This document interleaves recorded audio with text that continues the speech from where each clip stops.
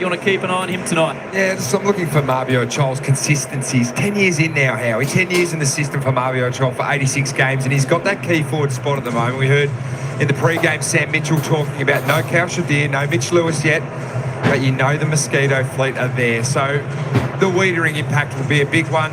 You think he would line up on Marbio Chol tonight, early days, and can he reduce the impact of Wiedering by still being that person to bring the ball to ground, to bring in the Hollywood Hawks? And the Hollywood Hawks are, of course, the smaller than Hawthorn. Evening to you, David King, up in the box. What's interesting you this evening? Well, it's just the plan around Patrick Cripps. I mean, this is a guy that could rip the heart out of this game. He really could. He's a contested beast. We know his clearance game's seriously strong. He's got a ruckman in TDK that's in really good form. So they may just get first service. They may be able to start with the ball more often than not. If that's the case, then you're talking about what happens forward to centre. Now, we've talked a lot about what Hawthorn have done with their acquisitions in the off-season down back.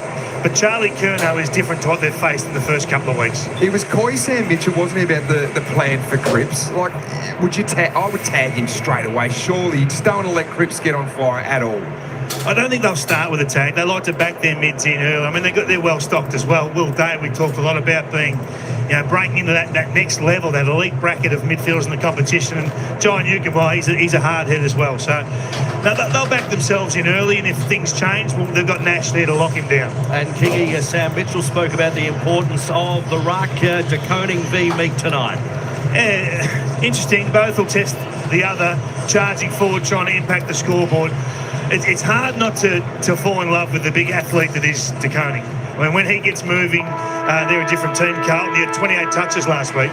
Most of those contested, 9 hit-outs to advantage. So he was a one-man wrecking ball in that midfield. But Meek's no slouch. Snuck forward and kicked goals, so it should be a big battle tonight. 2 subs tonight. If you're just joining us, Cooper Lord for the Blues, and Jack Gunston gets his first opportunity. Whether he gets some work on Wiedering later on in the evening. Let's head out in the middle with the 2 skippers. Hey, buddy, how you going? All right, Joe, when you're ready, let it hit the ground. Jump and your head's cool. It's a tail, Paddy. Good luck, guys.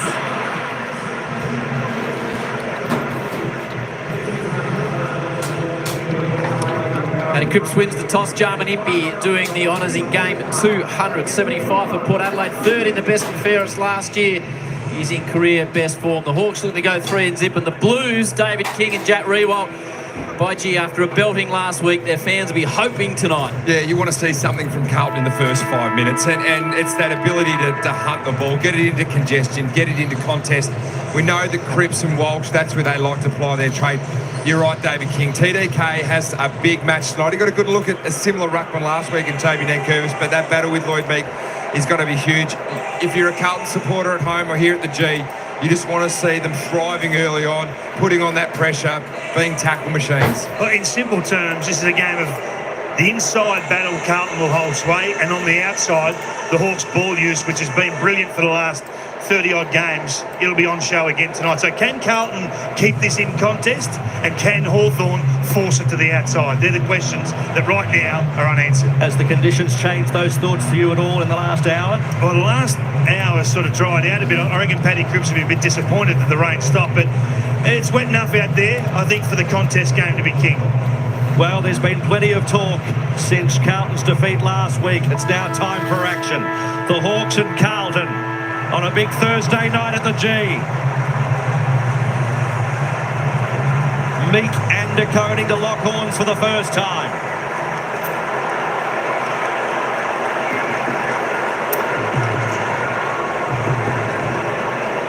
Away we go, in front of a big crowd again, and Meek won the tap. There's going to be a free kick off the ruck work to Newcombe. Goes short to Morrison. Morrison, first foray forward for the match, goes to the Hawks, heading towards the Hardwick direction, but cutting him off was Child at the mark. Yeah, Lewis Young on Marbio Child there. Blake Hardwick started forward as he did last week on Jacob Wiedering, so potentially there's a defensive role for Blake Hardwick. You can see the free kick early on. Newcombe v Cripps, that's going to be a great battle, but Marbio Child, chance to impact early. Kicked 3 against Carlton in round 4 some 3 years ago, and since that rain, only a zephyr of breeze across the MCG for the first score of the night from about 38 Scholl makes no mistake. Hasn't taken long, less than a minute. First goal, the Hawks. It's a fast start. It's the perfect result of your Hawthorn supporter. You see John Newcomb just absolutely put his body in the right position to draw a free kick on Patrick Cripps. I mean, you're playing against a big brute in there. Patrick Cripps is a serious unit. And to put his body in front at the right time, draw the free kick. But this is too easy. This is way too easy. Young's got to fight harder than that. The late inclusion, I understand. He may not have been prepped to the inch of his life for this occasion, but that's way too easy. Early joy for the Hawks. Child with the opening. Newcomb still stands Cripps. Nash has got Walsh. And Will Day is tight in the middle as well with Hewitt. Again, Meek invades the space of DeConing, looks to get it down towards Cripps, turns it over towards TDK, charges on the left, inside 50, long range. This is what the Blues need. TDK with a hand in the air. Umpire says. Is it? Off the boot. Touched. Big builder. Point of the year. Not what the Blues fans were after, to a chorus of boos at the MCG. Gee whiz. Wasn't a brilliant play all the same. It's the threat that he poses charging forward. Tom Barras gets a hand up. Oh. Gee.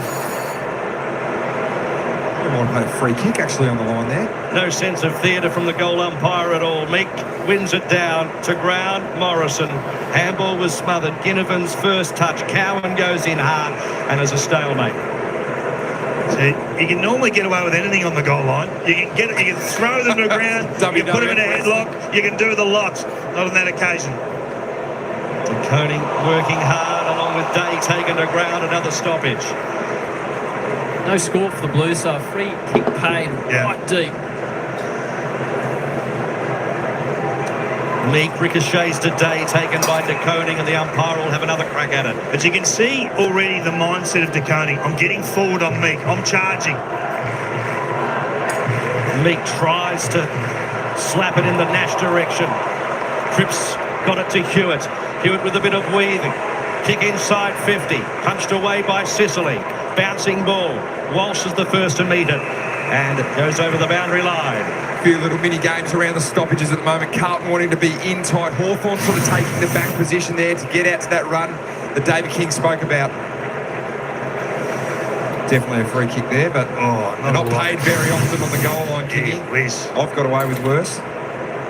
So Carlton denied early. Meek to Coning, big battle. Meek taps it forward. And as far as Camporeale, Cripps, prevalent early. Back to Cripps, tries to get through the 200-man and Impey. Screwed away, and the Hawks will deal with it and take it across the line. This is one facet of the game where Carlton can catch in. Last week, 1 goal, 8 from forward 50 stoppages. The Bombers were able to kick. So on the move here and try and make the Hawk mids defend. David King, Jack Revolt, Thursday night football. Meek to space. Morrison goes back with the direction of the footy. Day's clean in tough conditions, and again the boundary line's a winner. Yeah, good hit there by TDK. There's no Carlton player on the fly here. I'd love to see a small forward come up and get through the stoppage. Don't mind grabbing it out of the ruck. Draper did it a couple of times last week against Big Meekie. So plenty of time spent in the Carlton forward line here at the moment. DeConing working his way towards the front. Ambrosio got the handball away. Day taken to ground. Two-man tackling, shooting Hewitt, and it'll go up.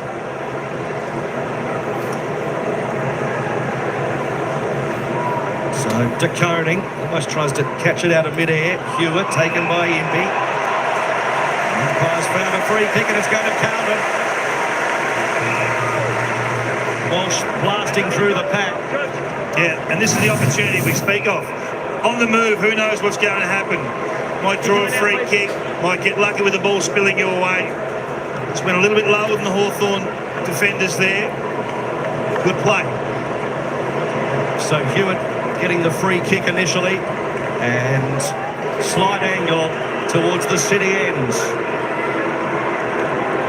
Promising signs early for the Blues, and Hewitt makes no mistake. It's all square after 4 minutes.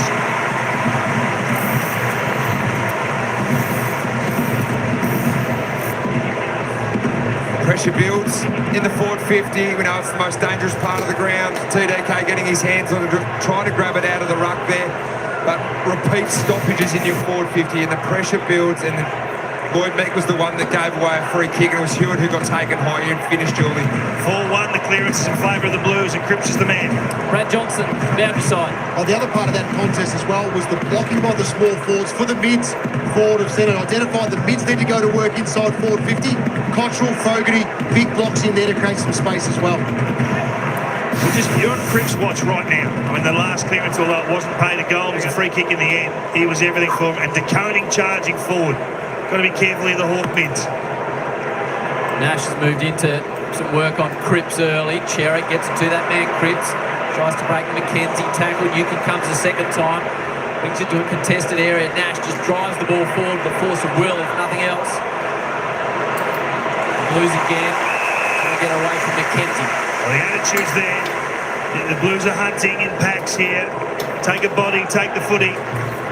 Front of the Shane Warne stand. Crowd still coming in after a wet start an hour ago. It's cleared nicely. Stripped away from Chera. Somehow cleared possession. Nash from Amons. Bends it around the corner towards Chol. Kick the opener Haynes. By hand. Howard. It's an ambitious ball out of defence. Impey flies. Takes a good grab in 200. Looks ahead of it. The options come. He's got a man deep out the back in the form of Hardwick. Chol at the back had it, went without it. Carlton did well. Hardwick was in great position. Sard with a hurrying, clearing ball. So a desperate kick, 2-on-1. Hawks have the numbers. Ball in dispute. Impey was there. Off the ground, Motlop. The Hawks can rebound from this though. McGuinness has it. So McGuinness just outside the field of play, just trying to settle things down after a frenetic passage of play. Those blast kicks are so dangerous out of D50. It was Hawthorn who'd set up well behind the ball. Carlton have got to be careful not to get stuck too deep. 2 matches so far. He's booted a couple home. Not the easiest of assignments. Tries to open up the angle and just stuck it in for a point. Let him run. Matty Cripps up to 6 disposals already. 3 clearances.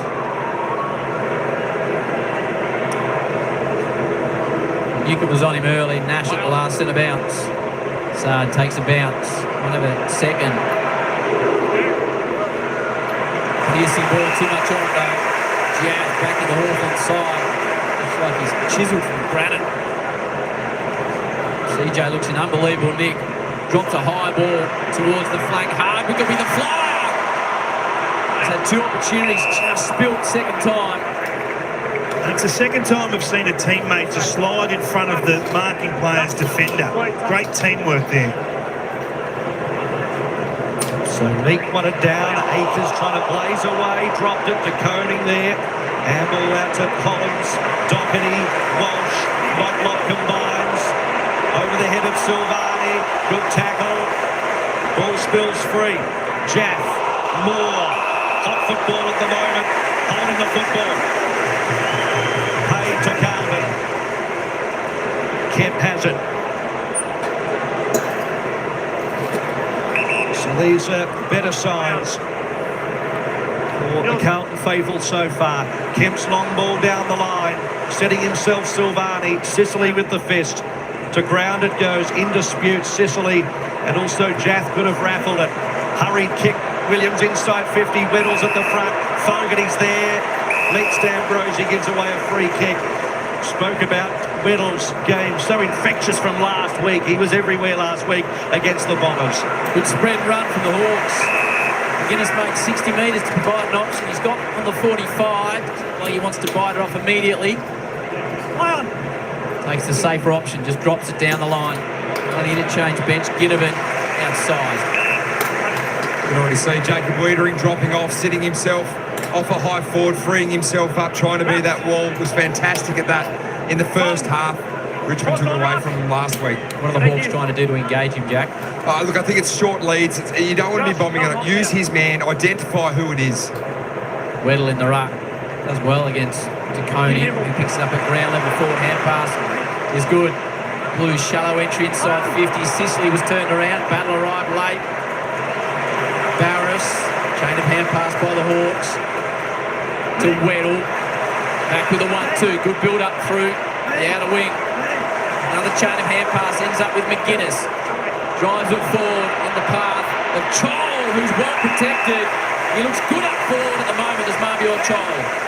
And there it is again, team first at all times in the forward line for the Hawks. You see the teammate come in and just take Weeder in space and allow Chol a clean jump of the footy. That's 3 in a row now. It's not an accident. You can see it here, just Hardwick sliding in, just buying him a metre. It's that handball game upfield as well that's drawing Carlton's defence up. 2v1 inside forward 50. That's because Carlton are rotating hard to get up and put pressure on, but the Hawthorn hand's too good. 37 goals last season in 23 matches for Mabior Chol. 200 centimetres, kick the opener. A little skip and a jump. Pretty tight angle. Slides across the face. And then killed by Haynes. Targeted 12 times last week, Mabior Chol. And Lewis. Small return. He's a bit of heat on him now. I think it's a position he'd want to hang on to. You don't want Sicily coming down taking that role. So, Young, late inclusion. Collins over the top. Hewitt scrapping for it hard. And a ball up. Just got to be careful, they don't lose their balance here, Carlton. Young slaps it in the day direction. He's got a man all over him. And another throw up. You saw McDonald sitting himself off this stoppage. Now he's finally been manned up. So Middle is ferocious for the contest. Comes to Walsh, who just off a step dumps it in the Jaff direction. Off the ground, McKenzie, Ward, Jaff running, kicks it towards Chol, who tried to find a little bit of isolation. He was like a pinball in the end of a couple of Carlton defenders and out. Looks like Jarman Impey's got a little bit of a concern. We'll hear shortly from Brad Johnson and Eddie Betts downstairs, but not ideal to start your 200. Not to the knee. Well, again in the ruck this time versus Young, who gets front position. McKenzie, front and square. Will eventually spills free. Loser got the numbers. Wiedering. It's a hurried high kick out of defence. Morrison sets himself, comes back towards Cottrell. Screws it out of defence any way he can. Sicily looking towards the umpire. So Kemp was okay. First with a signing of Curnow. In the end, it was a free kick to Sicily. The umpire saw the hole. It was a prodigious kick of the footy, Sicily. Carlton their own worst enemies at the moment. That dumping kick out of their defensive 50 coming straight back. Short ball is perfect to Weddle on the slide. Took it on his knees. And a couple of holes open up in the blue defence. Yeah, that's a big hole there. And Weddle, who's sort of the Swiss Army knife for the Hawthorn Football Club, plays a bit of everywhere. Bit of forward, bit of back. He's in the ruck currently. Just found a nice little hole. You'd love to see Sam Doherty have his head on a swivel a little bit more there. Just wasn't anticipating. You've got to look to where the leads are coming from. They're going to come from the goal square. So that's the role of the winger. Debuted round 7, 2023. Josh Weddle has not missed a game since. 25 matches, 10 goals last year. 45 out. Didn't like it. Well, it's exactly what we expected. Carlton are winning the in-tight and tough game. Leading the clearances 8-3 and plus 7 in contested possession. But on the outside, they're yet to take a mark. Hawthorn have taken 10. So they're controlling the game, blocking the ball in their forward half. So Holland's kick to a 2-on-2 Cripps. That was class. That's one way to fix it, Matty. Just kick it to Patrick Cripps. Neville wider to Doherty. 2 kicks to half forward. Silvani nudged out of it, and coming through was Barris with a nice mark. And plays on quickly to Jaff. Jaff physically looking terrific tonight, and look at that for a nice spot out wide to McDonald. Hawks with a little bit of urgency towards the middle of the ground. Newcomb plays on quickly. Battle. Ward inboard. McDonald's out to aim it inboard. McKenzie was just a little bit too hot for him. Chera went in. Motlop is there as well. Ball still in dispute. Bobbled out to McKenzie. Throws it on the boot in the Watson direction. The Wizard couldn't quite grasp it in and out. A little bit of hoo-ha on there, the Wizard. Ball's in. Let's go. What do we got? Carlton's pressure's there early on. Just got to be a little bit smarter when they get the ball. Take on the contest. High alert here, though. Hawthorn pressing, a couple of missed opportunities. Newcomb at ground level, looks for McKenzie. He's had a bit of it early. Campriali steps through nicely. High clearing ball, the two number ones compete. Silvani, Morrison, boundary. See, I like that from Campriali there. Just not blazing away, actually using his legs to drive out of the contest and then get it long. A couple of players have just grabbed it and just kicked it long, and all of a sudden it goes back to the turnover zone. So Blake Acres pressing in game 50 for the Blues on Nick Butson. That's the way we'll leave it. Motlop back by hand. Around the corner. McKenzie's had a bit of a footy. This is up to his fifth disposal. Intercept off the McGovern kick. Got to get Kerner up the field for that quick kick out of the defensive 50. End zone. High one, setting up for the leap as Weddle gets front position. Big fist comes from Wiedering. Ginnivan had no room to move. they were lucky there. Josh Weddle had a free run it with a good block too. Just wasn't able to hold. So Weddle, Watson was hovering. Akers' kick didn't work. Moore was able to snap on it. You can't give the Mosquito Fleet a chance. That's their second.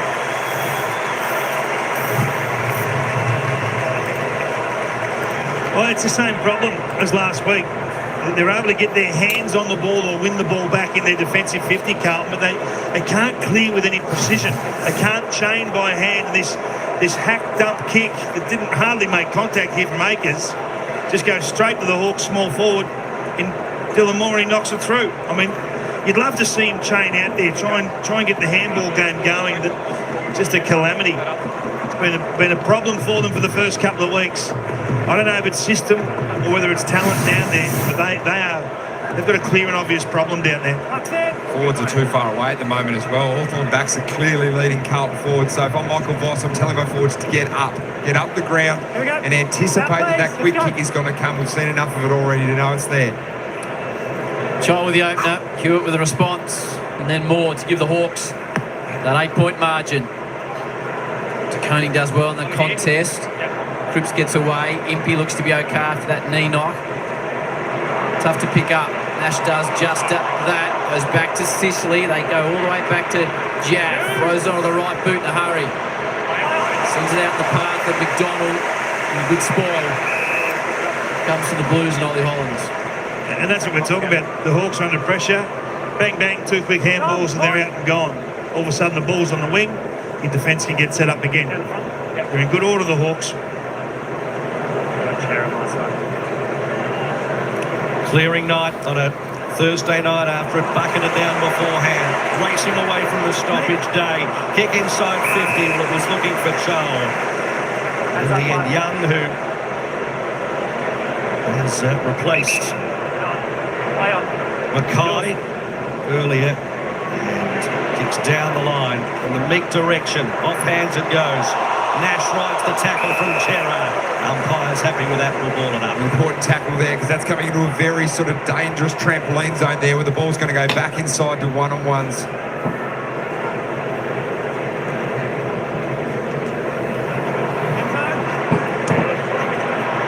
Ball forward. McGovern drops one he should have taken. He should get it free though. Got a chop off the ball forward from Josh Ward. Good positioning from McGovern. He's got the speed to go with more out of the goal square. It's a big task.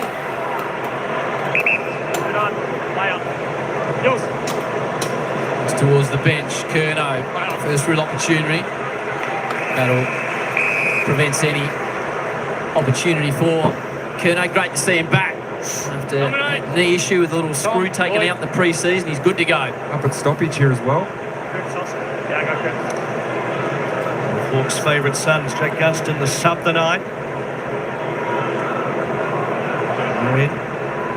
Meek in the Nash direction. Scrambly kick along the wing. Kemp the first to meet it, out of play. So they're happy for us to be at the back, all alone inside the defensive 50 for the Hawks, and have Charlie Curnow up and around stoppage. Corridor centric. Like a defensive mid-roll at the moment, Charlie Curnow's playing. Won't be too much defence there, I don't think. He'll get on his bike. Day taken in a decent tackle, and the umpire will ball it up. Another stoppage. A great game of cat and mouse at the moment. Kerno getting on the fly. Hewitt. It's the advantage from DeConey. Can't pick it up cleanly. Dave applies the pressure. Nash applies the physicality. And just work along the boundary line. Into the hands of McDonald. Sends it deep to a one-on-one. Hardwick does well to keep withering out of the contest in the end. Haynes arrives late on the scene. Hawks through more All-Australian last year. Back towards McDonald. Scoring ball inside 50. Watson will set himself surrounded by Blues. Cripps at ground level. Just pure strength from the Brownlow medalists, and they get away through Walsh. But the Hawks have got the answers. They do. Plenty of time in the world battle. Can stop in his tracks and then just amble towards Drew centre wing and then barrel it back inside 50. Up they go. Chol waits at the back. Carlton. Free kick to Young for a push. Advantage is paid. So at half back, Carlton have the football. Walsh, Holland's blazing through, run for him. Kick inside 50. Opportunity for Kemp. Real battle with Barris. Kemp picks it up or tries to. Sicily worried him out of it. And then it's Weddle there. Can clear it through Sicily, who had time to stop, but the kick's offline to Coney. Blues pressing. Repeat inside 50s. Curnow sets himself. Defence comes from behind. Free kick. Advantage played the way of the Blues. Cottrell doesn't realise. Lines up from directly in front. Game stopped. Doesn't matter. Goal for the Blues. It's a good call by the umpire again. That was the advantage. He forced him to have the shot, but gee, it was hard work, but brilliant work by the Carlton forwards to stay in the fight. Kemp's been terrific down there, just continually presenting, bringing the ball to ground. Bit happening behind the ball. Take it away. So it looks like Kemp's going with Sicily at the moment, trying to get in behind him. But that aerial contest you mentioned there, King, is so important. Ollie Hollands had the whole ground in front of him to run, but decided to kick it to a 1v2. And it was Kemp who got the pressure there. And I don't think anyone knew what was going on there with the advantage, and certainly a free kick to Charlie Curnow. I love they've got him up the ground, trying to get him into the game, get equal players around the ball. Look at Kemp getting to the goal square. Sicily still at the back of the pack. Wow.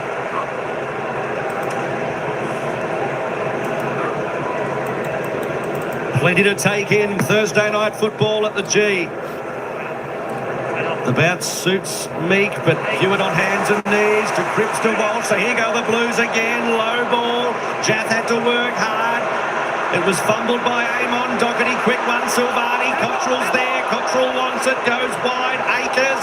He's gang tackled. Goes out the side of that. And a free kick. Yeah, too high. Free kick to Akers. Gee, their clearance game's on. The forward handball in vogue again. Out of the middle from the centre square break. They're taking the advantage. They're playing really proactive footy, and Paddy Cripps is putting it on a plate for them. They've thrown something at Sam Mitchell on the Hawks here, exposing them at the front of stoppage, the most dangerous place to come out. Hawthorn have got to throw a punch back. So this to put the Blues in front early. Akers, he's kicked one this season so far. Off a free kick, he's going to glance at left and not score.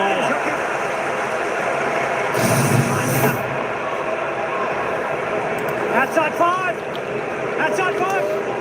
So I just wonder what Sam Mitchell's thinking. Is it time to pull or break the glass in case of emergency on Paddy Cripps this early, or is he comfortable with how the game looks? Thumping ball out of defence from Sicily. Watson's outsized. DeConey can't reel it in. Ground level ball to be won. 9 disposals for Cripps, going at 100% efficiency, Kingy. Yeah, he's just a brute around the clearances at the moment. Newcomb, Morrison, Shane Warne, wing ball. Hardwick affects the spoil. There is Cripps, Newcomb. That's a brilliant. That's a throw. A little bit too slick. It was the old crow throw. Ben, come on. Cut 15, play on. So Amon bobbles out of his hands after it wasn't paid 15. Cottrell out to Silvani. Silvani's chip kick in the direction of Kemp, but Weddle read it better. Weddle wanted it more on that occasion and then jumps it out of play. worked so hard for the football and didn't complete the job. So it's Cripps who knows the urgency. Back into the field of play. To the pocket he goes. Looking for Curnow. Out the back. Fogarty's there. Out to Hewitt. Akers. He might get the hard one. No, he's missed to the right. Desperation there from Jaff. In the initial contest, got over and got the smother as well. Good signs here for Carlton. Great pressure. This is a high pressure game at the moment. The Hawks are going 234, their personal best. Amon, his defensive 50 to Coney, was all over it. Ginnivan couldn't compete with size or strength. Play on. You, get down. Silvani, Curnow, Amon again. Maybe another tight on the line. Either way, it'll end up in the hands of the Blues, you would imagine. Consult. Make a call, man. What does Mick say? Make a call. No, it's not for on the full, it's for deliberate. For insufficient intent. Just make a call. Carlton turned the tables here. They're playing the forward half game now. Hawthorn dominating early, but Carlton been able to get the game back on their terms.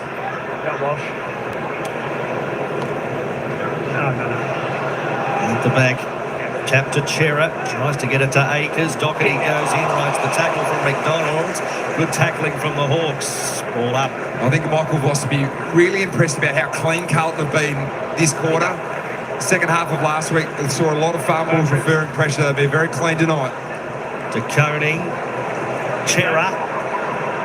Piercing kick towards Curnow. Too busy wrestling, and in the end it was Jaff killing the contest and out. Well, this is Hawthorn's fourth highest pressure quarter for 10 years. They are not giving Carlton anything easy on the outside. You can see it there, 231. And credit to Carlton, 196 is a pretty good result as well. Great game. To Coney, impressive early. Meek uses the body. Silvani with the tackle.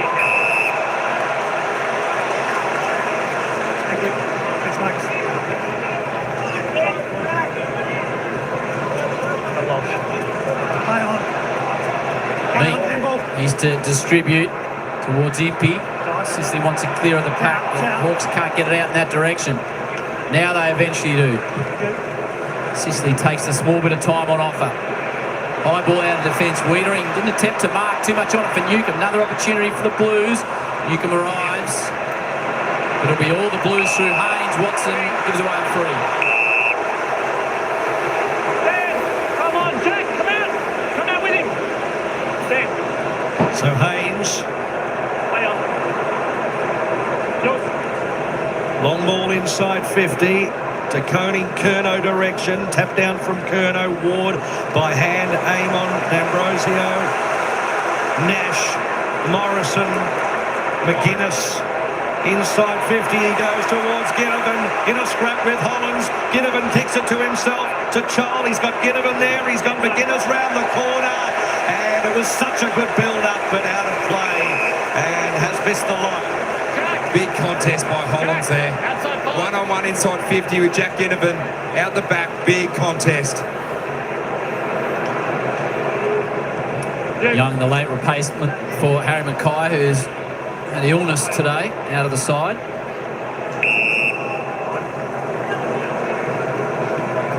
Might be a bit wet for the key forwards, do you think, Howie? I'm sure there's something a bit more sinister than that. Meek, Newcomb, Ward, floating ball, tough one for the forwards. Young in best position, but somehow Chol just floats to the front, takes another impressive mark. He's kicked one and missed one so far this evening, has Marbior.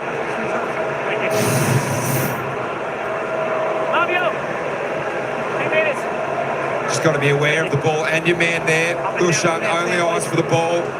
Marbior Chol is getting that hand under the armpit there in a really strong position.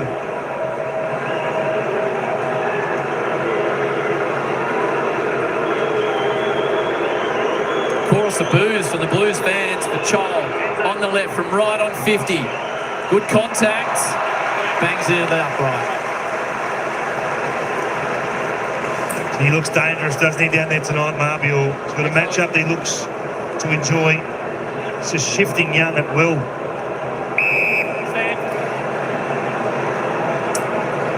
So Haynes, a couple of big games in the Blues outfit for him early in the season. Motlop went without it. Hawks with the football again. McDonald, last foray for the quarter, is it? Haynes comes out and leads it with 9 seconds to go in the first term.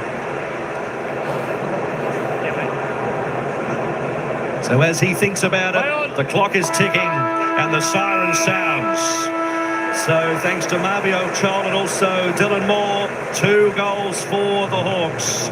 Hewitt and Cottrell, the goal kickers for the Blues. It's a 2-point game at quarter time. Fox on a Thursday night. Rain staying away at the MCG. The Hawks lead at 2-3-15 to the Blues 2-1-13. Tomorrow night, Footscray take on the Pies. And you've got Anthony Hudson and Jared Waitley on Friday night footy. So the siren sounds. There we go, folks. Quarter time here at the MCG. This game between Carlton and Hawthorn. It's Hawthorn leading by 2 points. 2-3-15. Carlton 2-1-13.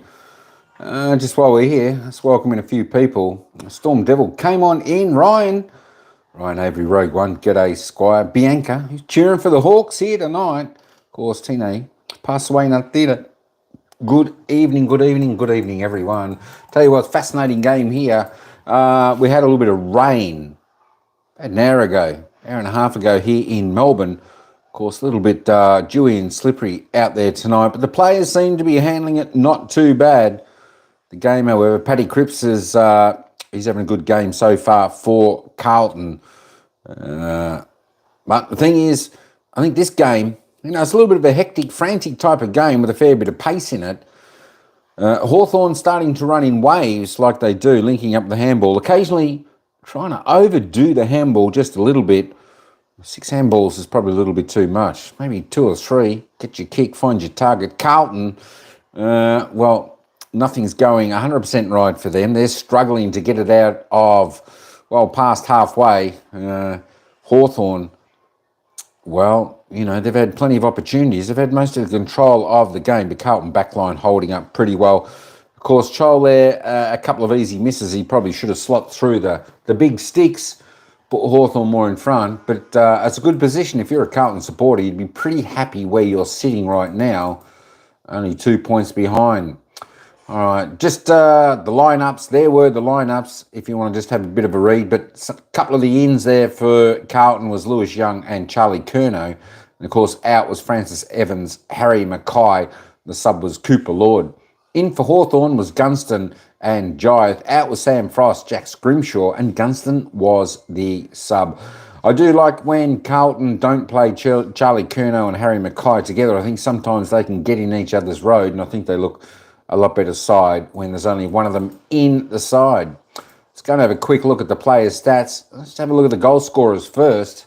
Thumbs up. Thanks, Tina and Bim Bim. Don't forget, folks, head over, follow Tina and Bim Bim over on her channel as well. She likes doing the basketball. Some of the games are footy. She's a real character. She'll make you laugh on her live streams as well. Dylan Moore for Hawthorn.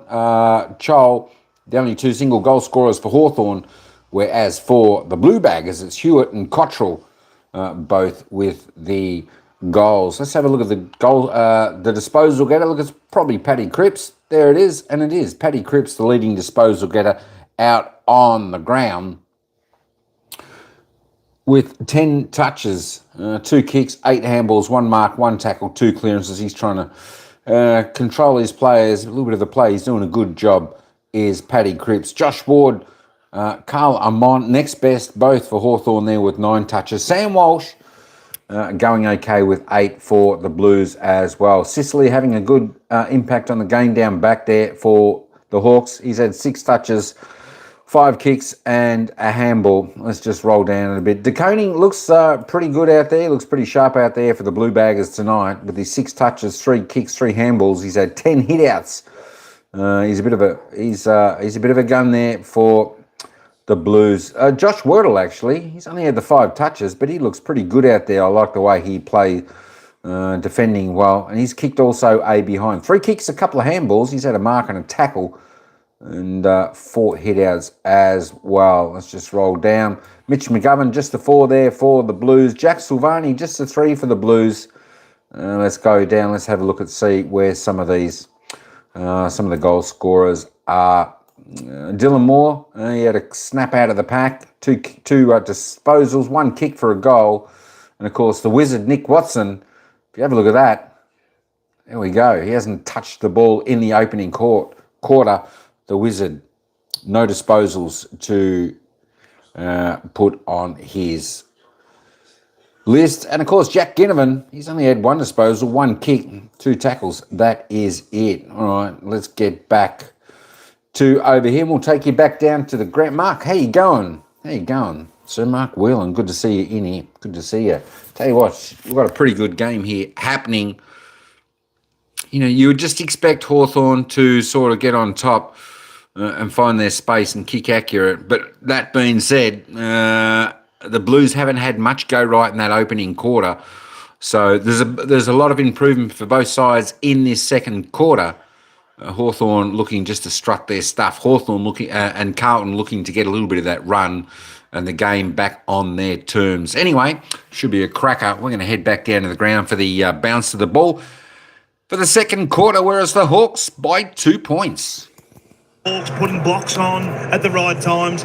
It's only a metre. It's only a subtle move that the umpires can't quite call, just short of the line. And it's enabled them to have some quality set shots at goal. Yeah, and it's about finding a way into the game because you look at the possession count. Watson's had none, Ginnivan's had 1, Moore's had 2. So they haven't had the ball themselves, but this is a sign of a good team. You're not getting a lot of the ball. You're not getting a lick of the ice cream yet. What are you doing to get someone else a bite of the cherry? Well, cohesion was a big subject after Carlton's defeat last week, after it was whittled away in that second half. It's the Hawks by 2 at quarter time. A big Thursday night at the MCG about to recommence. This battle that we've got a very close eye on to Koning and Meek.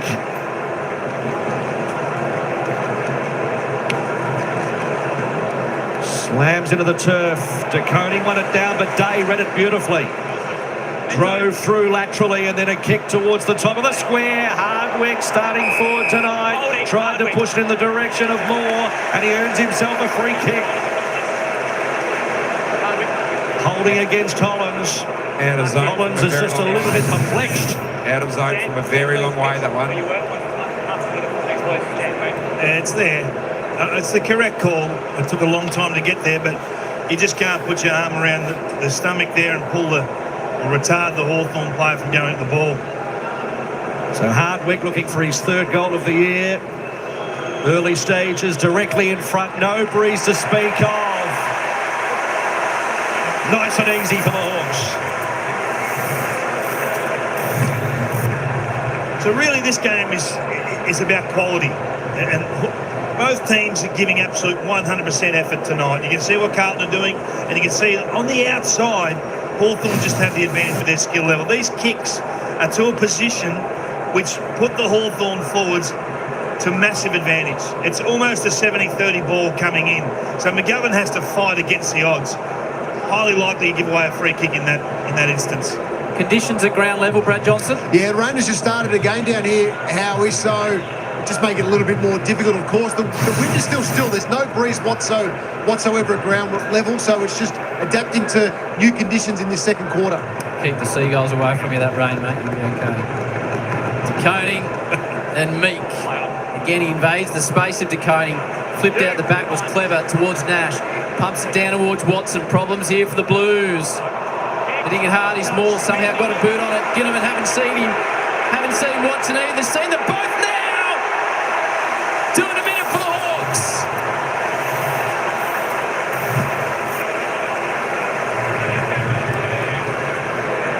Exposed out the back. Exposed out the back there, Hawthorn. Just the contest came in and the Smalls, as soon as they put an impact on the ground in a defensive position, it was Watson and Ginnivan both got ahead and lost their direct matchups. They were quiet in the first quarter. But they've linked up there. You can see Sard goes back to the ball. Ginnivan gets forward. If you can't impact as a forward, get forward and get dangerous. And the two crafty forwards were able to do it. Well, they've won 5 centre bounces, the Hawks, and have kicked 3 goals from those 5. Unbelievable numbers. This forward line is in serious form. Challenging the competition to say, hey, here's small ball, taking over. That's enough to get Hawks fans off their feet. Ginnivan and Watson combining. Football fans off their feet in general.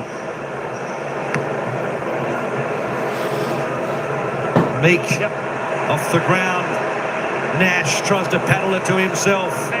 Ran faster than the football. Hewitt's little chip kick. Doherty off his shoelaces. Did well in the end.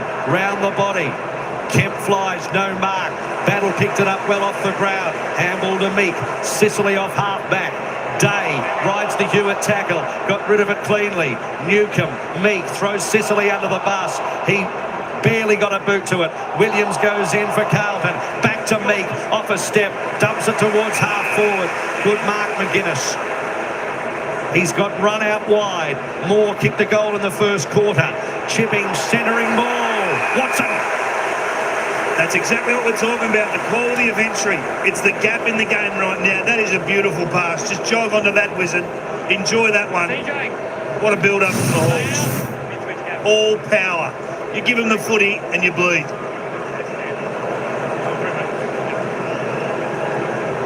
Great pass, lace out, slide angle, will kick just inside 50. He kicked 2 goals in 1 minute. Gives it everything, and as a result, shanks it to the right. They look so dangerous when they get on the outside, don't they? They are so quick, Hawthorn, that you have to be so smart with the ball and not give them a sniff, because if you give them a sniff, they are gone. McGuinness doing the job there on Wiedering. Just drag him out of position. Good lead up, Mark. McGovern runs his measure. Flips it to the men beside Kerno, wrestles off his man, but Newcomb drops back in a hole. And it'll disappoint the Blues, uncontested in the end. To Newcomb, up to his 9th disposal, just lays off the kick in a battle who started well in Hawks colours. Weddle provides the short option, ignores that, elects to drop it high. De Koning arrives, Hardwick, front and centre, Ginnivan, hands were quick, still looking to get involved. Ginnivan scoots out the back, Campriali be under pressure when he takes possession. Left foot spiral out, defence is pretty good, lands in the arms of Kerno. Oh, he's got to be quick. Still working into this match is Charlie. Sicily just provided a bit of a brick wall there, which works. Battle, pads it to himself. Sicily's in there to help. They grab Silvani, and there'll be a stoppage. So just understand what the Hawks are doing in the forward line there, negating Wiedering at all opportunities. Yet to have an intercept possession, yet to take an intercept mark. He's had 1 kick for the game. This is working. This is Sam Mitchell at his best. David King and Jack Rewald in co-commentary tonight. Doherty's kick was creative to try and get it to Motlop. Stolen by Ward. Impey, McGuinness under pressure. Out wide, Jaff. Jaff, good clean-up. Had a bit of composure. Put Day under the pump by hand. Got it back towards Jaff. Barris, standing start, back to battle. Little chip in the air. Jaff's involved again. He's everywhere. Akers couldn't quite take the mark. Goes down on hands and knees. Wiedering. Out he goes to Williams, and then Cottrell, and then finds a man. McGovern inboard. Charlie, that's what the Blue supporters like to see, a kick inside 50 by Kerno, and then Kemp was spoiled, and does he get a free kick? Yes, he does. All credit to Mitch McGovern there. He was the one that put the pressure on, continued to press forward on defence.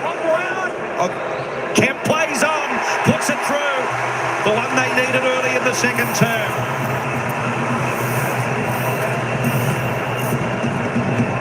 It was that ability to come forward, and he found himself out from the fact that he was the one that wanted to put the first pressure on. Second, tried to smother, and a critical ball on the wing there. Carlton just to win that, come back inside, had free numbers everywhere, exposing Hawthorn, coming away from where the ball had come out off the line. And a nice finish there from Kemp.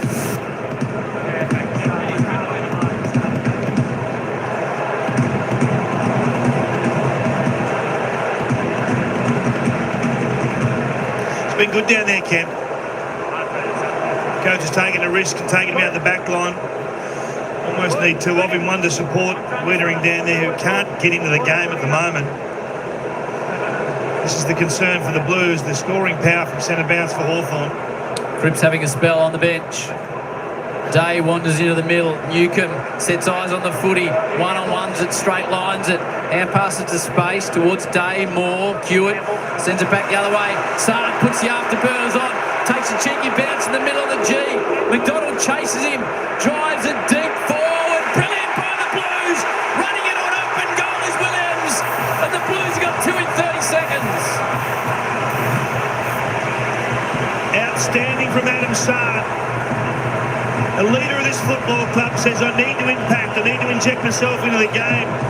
Uses his assets, his speed, his run and gun, and from there on in, it was easy. Perfect kick to the advantage of his forward in Williams, who was out the back. He had Jaff exactly where he wanted him, but that was set up by Adam Saad. Well done. Gee, they needed it.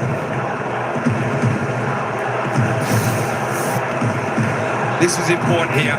Huge contest. I think it might have been Hewitt that stripped the ball there and got it to Sark, got it to the runner. And this is what you want to see from Carlton. This is at their best. Run with the ball. Love that contact as well. Smart play, Williams. Adrenaline pumping for the Blues. Sard one for the show reel there. McKenzie, two-man tackle and a ball up.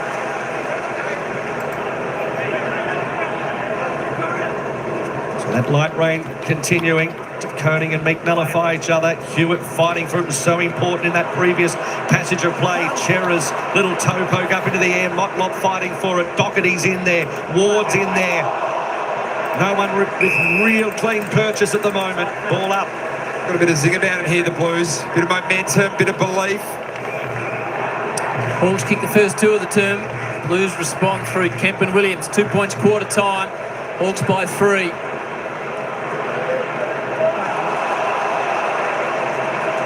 Contested ball to be won. McKenzie's on the outer and takes possession. Important kick is really good. Releases D'Ambrosio. He's got the runners for the ball. One is Newcomb. Got a little bit of space to work in. He's got Ginnivan deep. Doesn't want to go in that direction. Centering kick towards Moore. The Blues have got the answers just at the moment. Well done, Cottrell.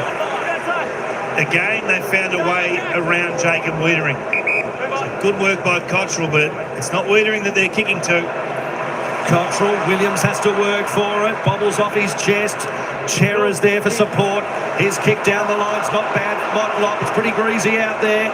Handball backwards to Fogarty. Off a step, Chera just dumps a mung ball towards left half forward. Battles the first there, then his handball's a little bit of a retreat to Barras over the line. Down to you, Eddie Betts.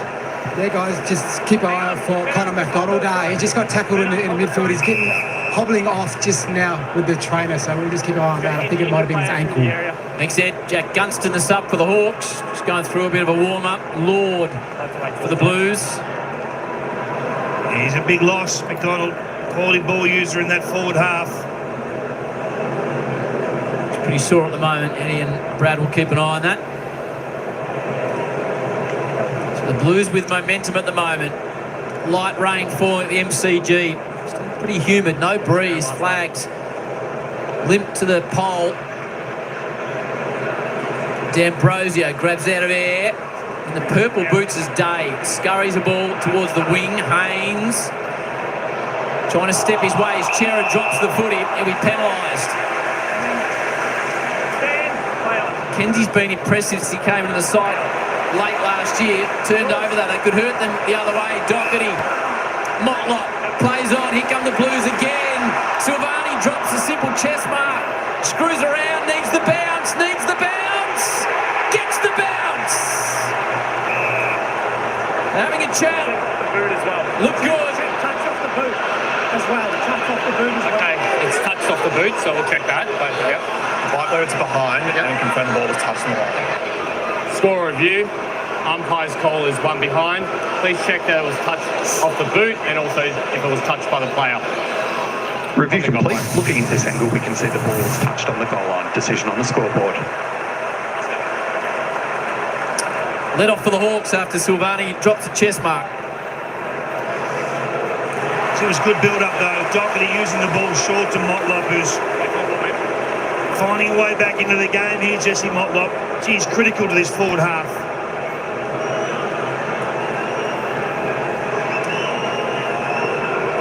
Have they scouted the kick in here? So Sicily to bring it back into play. It's a low ball outside D50. Newcomb. McKenzie played 20 games last year. Once entering the side, he's done some good things tonight already. McKenzie is going to just give a little ground here. Back to Sicily as they horseshoe it around. Oh, that's a terrific kick to Battle, who's on his own centre wing. Sizes up his options. Centering ball. Moore was there. They come together. Cowan and also Nash. And it's a free kick to the Irishman.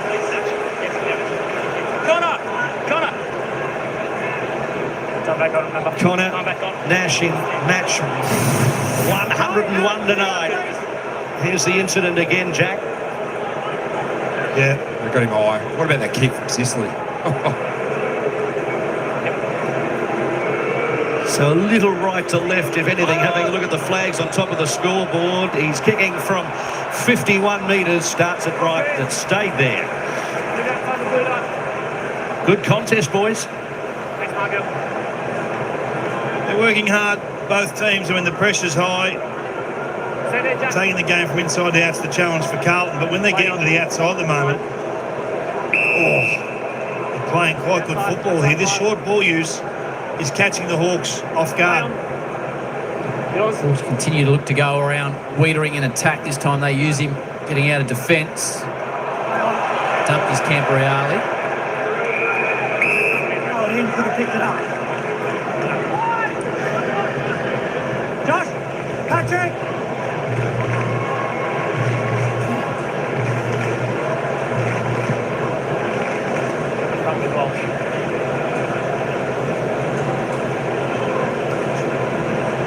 Well, Cripps. Doherty under pressure. Works out okay.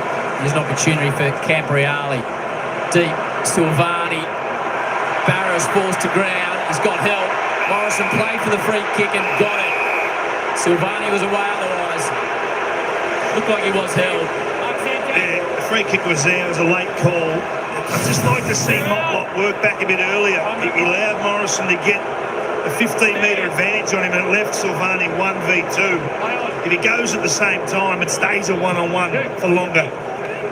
So Morrison kicks to the congestion. Day had a fair bit of it. Fell to Newcomb. Over the top to Chol. Just can't quite get grasp of it. Hollins went in and won the football. Slick hands from Hewitt. Quick ball towards left half forward and Curnow. Sicily went without it. Akers goes in hard. And he's paid a trip. And it's going to Carlton. Don't point. Stand there.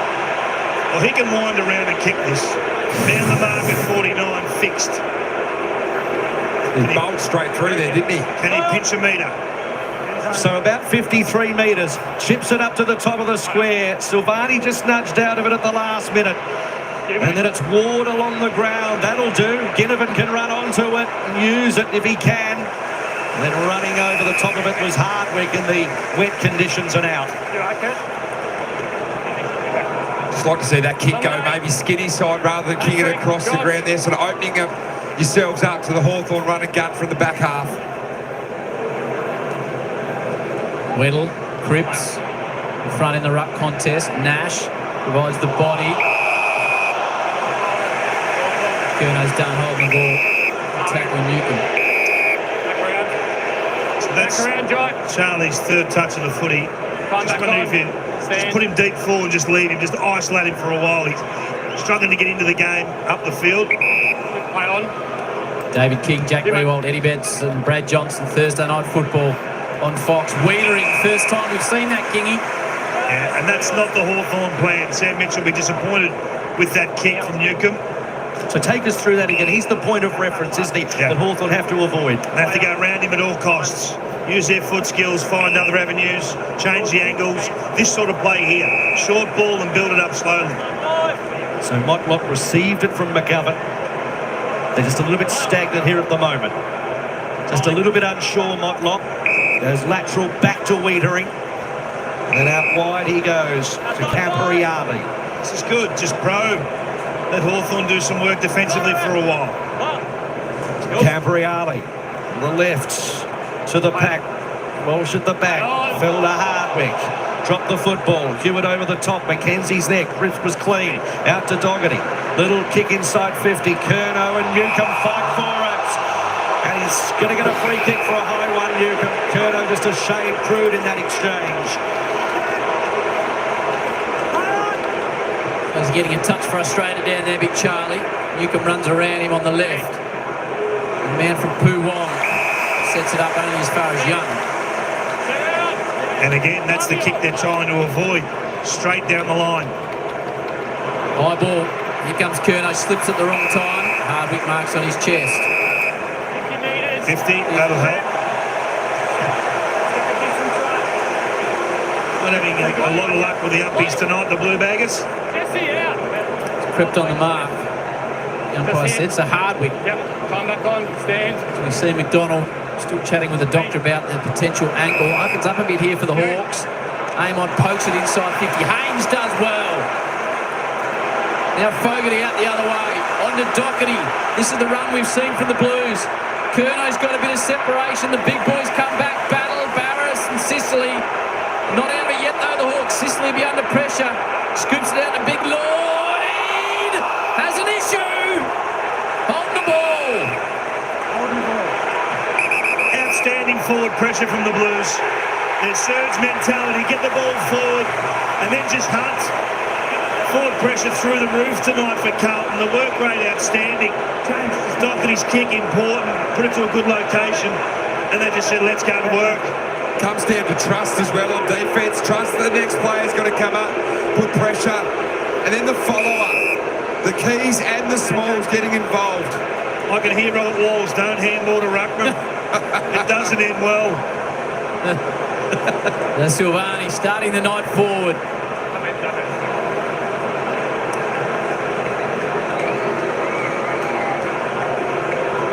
Sicily winds away on the mark. Directly in front, Silvani gives the Blues the lead for the first time tonight.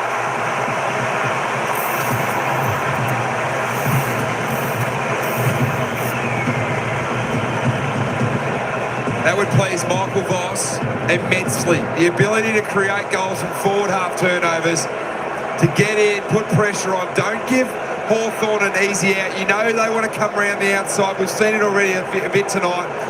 But multiple Carlton players getting into tackle. Well, look at this. This is terrific. This is Kemp, who's been really important in the forward half. Silvani following up. Motlop, I think, has put himself right back into the hotspot, into the game. It's great work. But when you look at how Hawthorn have scored, their 2 goals this quarter have come from centre-bounce clearances. Pure goals. Outside of that, they've been well clamped and well held by the Blues, who are right on top at the minute. Nick Hayes, fantastic behind the ball there, covering the outlet, so there was no easy kick. The Blues by 3. De Koning and Meek won it down, but then it was Cripps off the ground. Smart thinking, bouncing ball. Fogarty came out and met it. Cripps met him, then out to Akers. Akers' little scrambly ball. Is it good enough? Kemp dodges Sicily, throws it on the boot. Centering ball, who wants it? It was chucked out by Morrison. Out to Amon, and the Hawks can clear for now through Ward.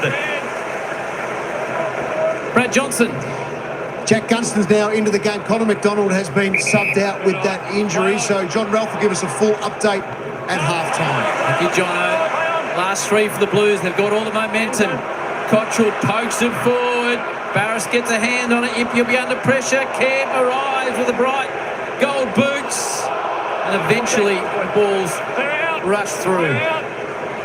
Jack, clear out. Zach, Close to a contact below the knees there.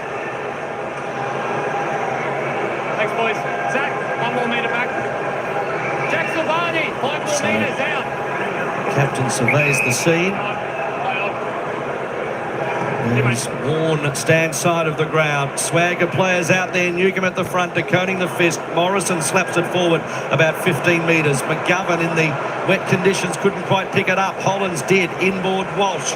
He's grabbed by Nash and Newcomb for a ball up.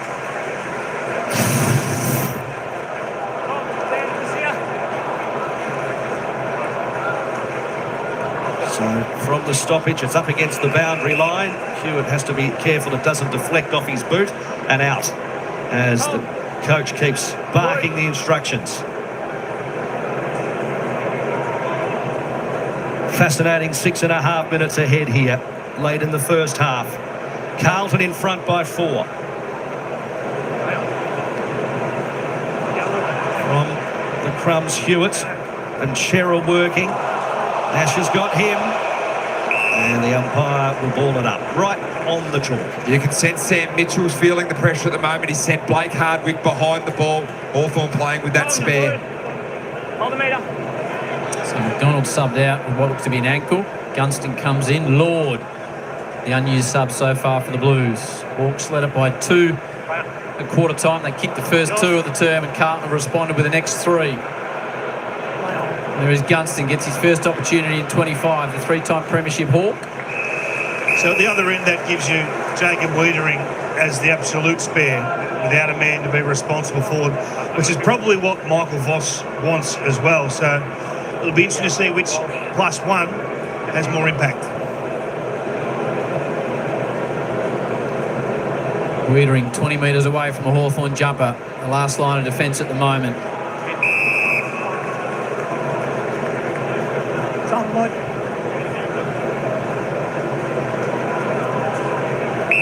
Holding Carlton. Cripps. 15th disposal coming up for Patrick Cripps. Newcomb leads the Hawks with the same number. Right on. Shorts it to Sard, who got me going with that running bounce through the middle of the MCG. As Tom wobbles the ball forward, diving effort by Hardwick, claims it, the umpire agrees. Short to battle, just the required trip. Hardwick keeps running. Sicily wide.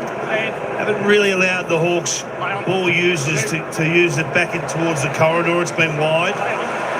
McKenzie had a little bit of it. McGovern round the corner to a 50-50. Off hands, Chera.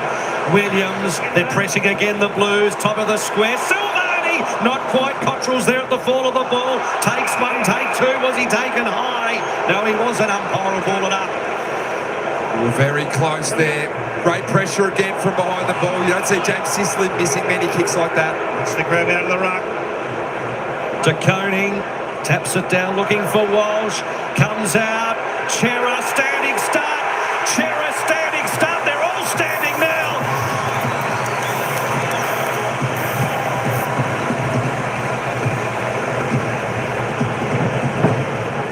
Well, it was Adam Chera that finished, and we asked for a big game for an impact from him tonight, but it was young Camporeale who had the opportunity to potentially have a shot himself, and he just gave that little handball out, fed it to the right player at the right time, and Chera just as steady. You can see in this contest here, De Koning getting through this moment here clean as a second gamer to set up one of your gun bits for an easy shot on goal. Important. Carlton have been very, very dangerous at forward 50 stoppage tonight.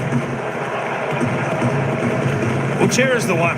All the attention goes to Cripps and everyone worries about Walsh on the outside and the damage that he can do. And Chera's able to float. And he has to seriously impact games of football. He's been okay since he's been recruited to Carlton. But as we said in the pre-game, you give pick 6, you want more. Big goal. Last 4 for the Blues, 12 touches for Chera, 3 clearances. And now Major, Kemp, Williams, Silvani and Chera. Kicked the last 4. The Blues by 10. Under 5 to go. Rain has eased again at the MCG. Meek gets in the face of De Koning. Hewitt, everything going the way of the Blues. Another centre clearance. Sicily grabs Cottrell. Falls to ground. Cottrell's got pace. Can he get the pick up? He does. Wobbling centering ball. Giath pressured away from him. Williams, Weddle. Hawks under pressure. CJ needs to be good. Screws a kick out of defence and it works out. More through fortune than anything else. Now the Hawks are away. In the path of Watson. Could have gone anywhere, that kick out of defence. Carlton set up well behind the ball. You see Watson would usually play on there, but looking strong. Has to kick down to a contest. Wiedering can't impact it. Doesn't matter. Strong grab by McGovern. DeConing's taken complete control of the ruck situation this last 15 minutes. Finds the chest lace out of Akers. And then kick inside 50. Curnow in from the side. Got a tap to it. Goes to ground. Cripps just got rid of it to Hewitts. And he said it was a throw. Well, there was one that Gripper came out with earlier on that was definitely a throw that wasn't paid, but the umpire's found that one. Do that, James. Impey, 200 gamer. Play on. Not 15. Play on. So that's not 15 to Sicily, who off a step just has to blaze away, and out it goes. The umpire's going to throw it in. Jack. You can definitely see at the moment, Carlton happy to give that short one up really close to the boundary and sort of forcing Hawthorn into the smallest part of the ground there. Play on, put Sicily under pressure. Hawks under pressure for the first time in the season. They trail by 10. Scoops it over the head of Walsh.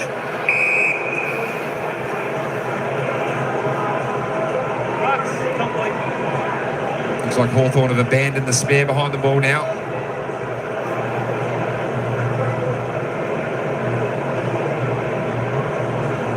Meek, first hands to it, to Koning, beats him at ground level. Akers, 50th game for the Blues to Motlop. He's got pace, but he leaves the footy behind. Akers comes again. Impey takes a bit more time over the footy, stacks on.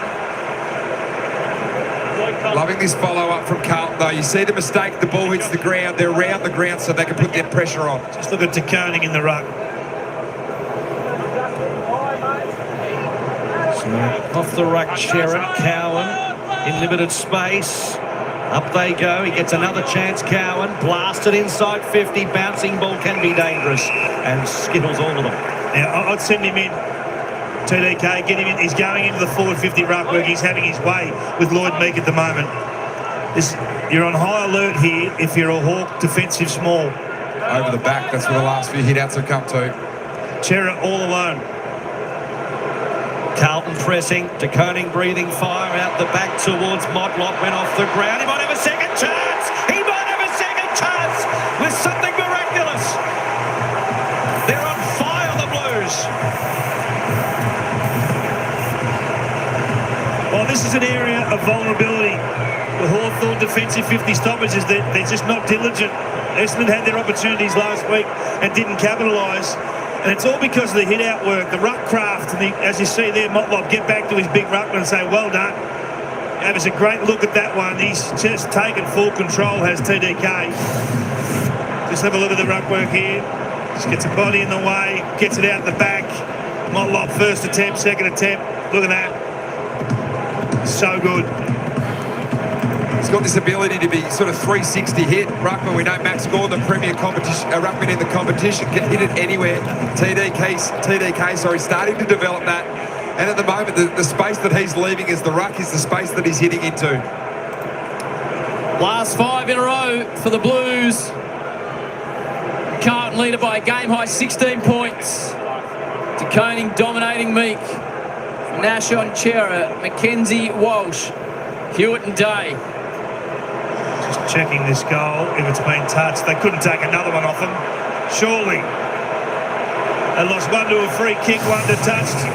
Now it's coming back. Score review. Review complete. Looking at this angle, we can see a spike on edge as the ball passes the post. Decision on the scoreboard. Charlie. Well, that's ruined the record. Scratch their name out.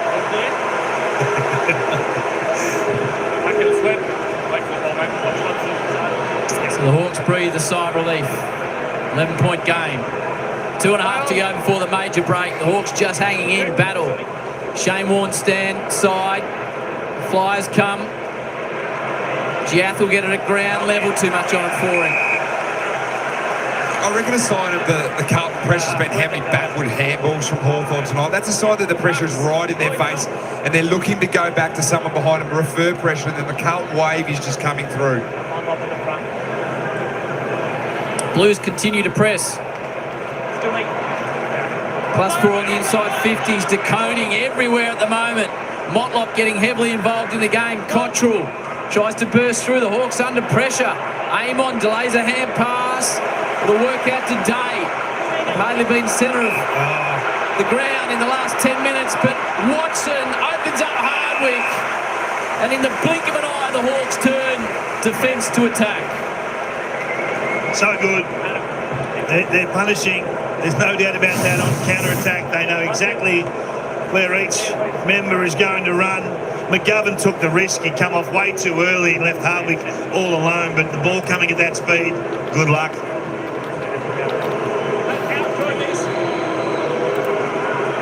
Blake Hardwick kicked the opener of the second term. Had their issues in front of goals, the Hawks, but no problems for Hardwick. He's got 2 and they stem the Blues.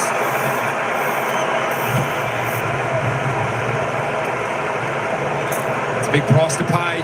What a game. What a game. They're both throwing big punches here. The Hawks had stoppage early and then the Carlton responded in that mid-second term. Put 4 in a row on them. Been a fraction unlucky around the goal face. A touch, a free kick against it. A touch, grazed the post. The Hawks are hanging around, not playing their best footy, but they're hanging around. Look at this. Just how slick they are with their handball. Brutal speed, isn't it? Just inside to out. Perfection, leaving them in their wake. The Wizards off and gone. Make one bad decision and you're gone. So after defending grimly, brilliant in attack there, the Hawks back in the middle with a minute to play in the first half. McKenzie gets a chance, kicks it off the deck, rolling football, races on. Morrison is there. Doing really well, though, the Blues here. They get the numbers up with Hewitt. Hewitt's wobbly ball towards half forward. Impey's the first one there, harassed by Motlop. Questioning there, Motlop. Umpire says throw it in. You think about Hawthorn's offensive MO, it's scores from the back half. That is the first goal tonight for Hawthorn from the back half. Carlton defended fairly well tonight.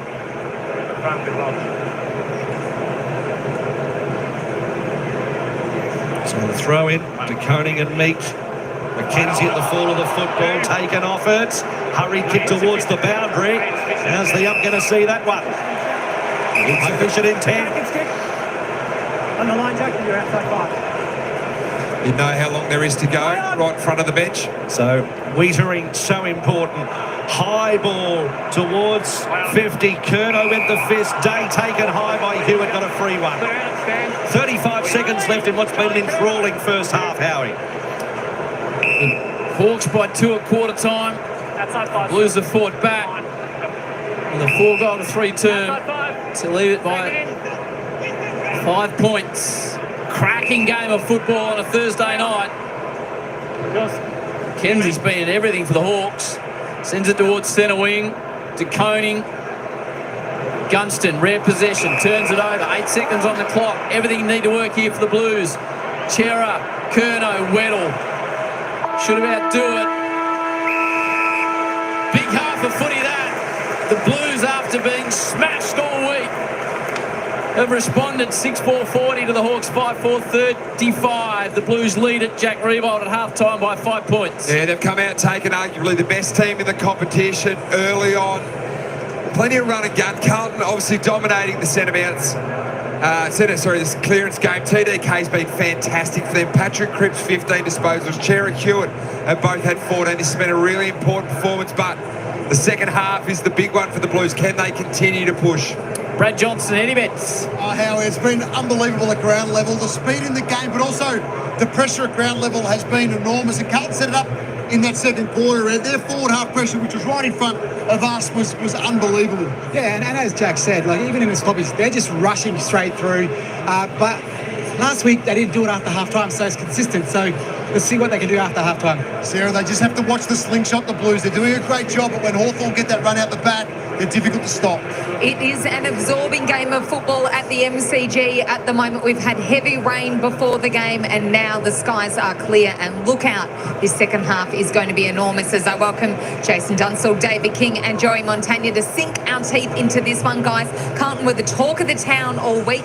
We wanted to see a response. Michael Voss would be pretty pleased with what he's seen from them. I'd have to be. We expected a bounce back. They've delivered. In fact, they're probably, unfortunately, or unlucky not to be a lot further in front. I think they really dominated it from probably the back end of the first quarter right through that second term on the back of the big man in the number 12 jumper, Tom De Koning's been absolutely brilliant, and they've just created opportunity after opportunity, and then a couple on replay on the old arc just took it off them. I think they've had 3 almost taken off them, but really this is a Carlton game. It's a high-pressure, high-stoppage game. 8 of the 11 goals have come from stoppage. It's a low-transition game, which would have favoured Hawthorn. Carlton have got it on their terms, so I think they'll be pleased with what they've done at half-time, but as Jack very well said at the end, you've got to be careful of the transition game of Hawthorn and the spread coming into play in the second half. The number we look at to assess Carlton's effort, of course, is pressure, while Hawthorn's has admittedly been sky high. Jace, the pressure from the Blues has been red hot. Yeah, it has. In particular, around the contest, as soon as the ball's gone away and it looks like Hawthorn's going to win it, there's been someone there to lay the tackles. They haven't allowed Hawthorn to get on the outside and get some clear running possession. So it's been a high-pressure game, as you say. Both sides have been really, really good with the pressure. But their follow-up tackles, the Blues, when they haven't won initial possession, has been impressive. Yeah, they've done well. The Hawthorn have fought up their high half forwards to really crowd the stoppages. They would have seen what Richmond did last week, so that's what's made it a real contest. But Carlton have been prepared just to surge the ball. They've just taken territory. They haven't taken a lot of marks. They only had one little patch late in that second quarter where they had any control. Otherwise, it's surge, kick it in, and then get their numbers after him, Kingy. Get some forward pressure and put the heat on the Hawks, and they've done it pretty well. It feels like they should have a 4-goal lead, Carlton, but they don't.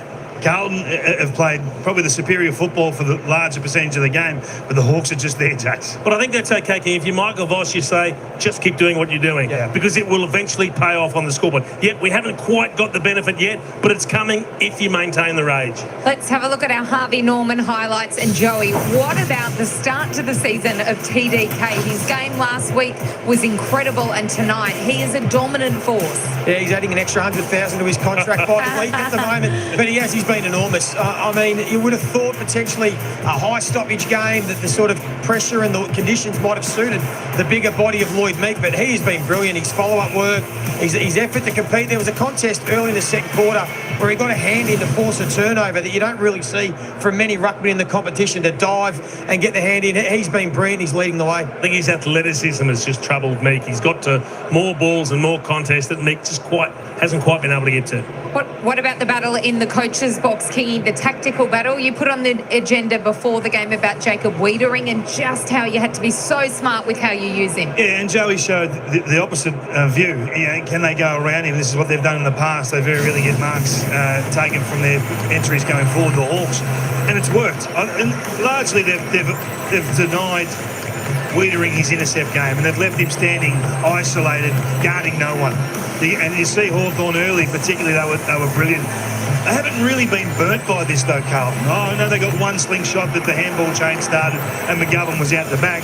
So I think it's both coaches will be pretty happy with it, where this sits. Yeah, their pressure up the field, Carlton's probably helped them. It's taken away the Hawthorn spread and their transition game that he's so dynamite. So I think Michael Voss, as we said, will be happy, but I reckon Sam Mitchell too can make some adjustments and get it more like a Hawthorn game in the second half. Hasn't bothered the Hawks at all that Hardwick's been the matchup for Wiedering, because he's such a defensively minded player. We just saw him there, just put his body in between to allow a little bit of extra time for Marby or Chol to take the mark. So I think they're happy with that matchup.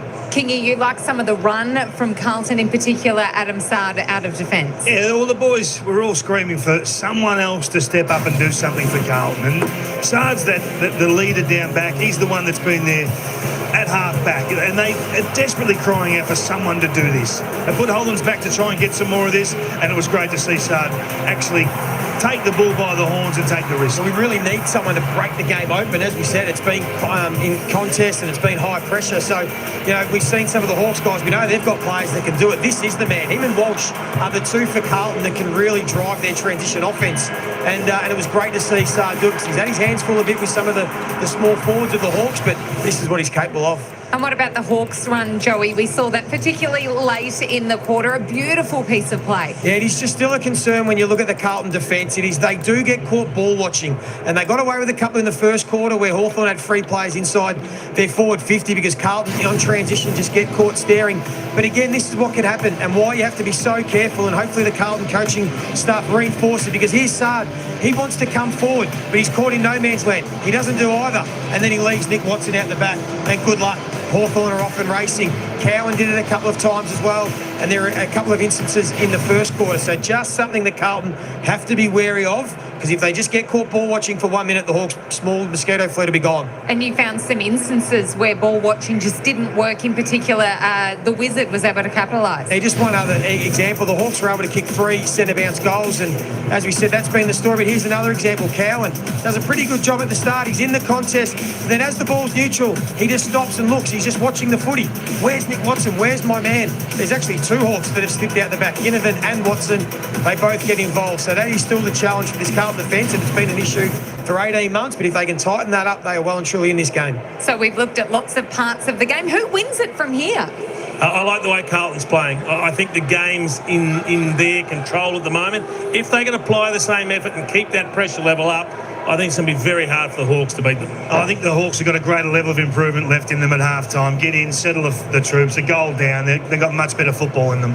I think the Hawks have absorbed Carlton's pressure. We knew they were going to bring it the Blues. I think Hawthorn will get the game to open up in the second half, and they might be too good. Well, this is why footy is so great. Half-time, we've got no idea what is going to happen in the second half. We do know that after the break, John Ralph will be joining us for an edition of Wreck-It Ralph live from the MCG. This is Thursday Night Footy on Fox.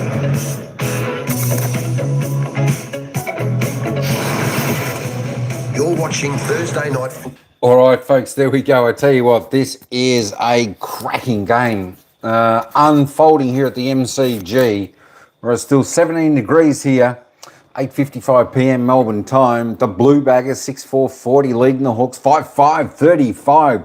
The Blues should be more in front. They just got a couple of goals taken off them, one with a ticky touch and then one. It must have been by a bee's wing that it clipped the post and it was brought back again. And of course, Hawthorn getting it down there, getting a quick reply, bringing it back to 5 points. But I tell you what, that's more like what we need to see from the Blues. We need to see a little bit more like that. Just unfortunate for the Blues. They allowed Hawthorn to get the last couple of goals there. But Carlton, yeah, they probably should be a little bit more in front prior to the Hawks out. But the Hawks, the best passage of play, took it from the back. It was just all running power link up, created space, and then the the forward line opened up like the clouds on a sunny, rainy day, and just cleared, and there was their great mark and took the goals. Got the Hawks back within 5 points here. This is anybody's game. Don't forget, vote who you think's going to win. Is Carlton going to win? Is Hawthorn going to win? There we go. 73% say Hawthorn so far, but you know what? This is a game that anyone could win. Hawthorn putting on 3 goals, 2 in that second term. Carlton, 4 goals, 3. Lot better quarter. Lot better quarter indeed. Who's going to win? I don't know. There we go. We'll be back with the commentators to give a little bit more of a wrap up. But until we do there, let's have a bit of a look at some of the stats. I know everyone loves the stats like me. Let's have a look at the goal scorers. Blake Hardwick there, the only multiple goal scorer on the ground, and he comes from Hawthorn. He's got 2 goals. He's had his 5 kicks, 5 disposals, 2 goals, not bad. Nicky Watson, the Wizard, finally got a touch in that quarter. He's had 5 disposals now, 4 kicks, a handball, 3 marks. He's kicked 1 goal, 1. They need a couple of little fleas down there to get the Hawks alive, get the crowd back involved for them. Dylan Moore still with the 1. Of course, Chol only with the 1, which was a very quiet second quarter for Chol. Still just the 4 possessions there for Carlton, though. Zachy Williams, Silvani, Kemp, Hewitt, Cottrell, and Kera, all single goal scorers there for the Blues. Tell you what, this is a ripping game, folks. Ripping game. Let's just have a look at the fantasy points. If you play the AFL fantasy game, Jai Newcomb's leading the way on 75 points. George Hewitt, 61. De Koning, who's having a cracking game there for the Blue Baggers, on 60. Adam Creer on 58. Battle 53. Ward 52, and the rest under that at the moment. Disposals on the ground.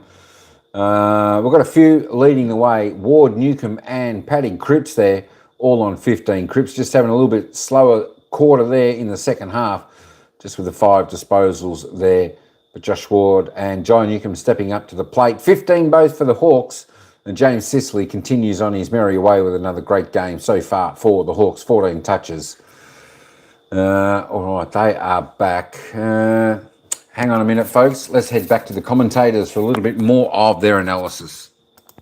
That's correct. So Hawthorn will be worried that Connor McDonald has suffered the same type of low-level syndrome as we saw with James Worpel a couple of weeks back in opening round. You see what happens here. Players aren't dumped anymore. The hips gets dropped, and all of a sudden that means that their ankle can get trapped under them rather than the old-fashioned ankle roll. So the fact that you get out there and do some run-throughs means that it might be a better prognostication than Worpel, which was 3 to 4 weeks. But, yeah, a very sore boy. You'd imagine he'll potentially miss a couple of weeks. It's a bit of a worry, that tackle there, even though, of course, it doesn't result in the concussion from the dump tackle.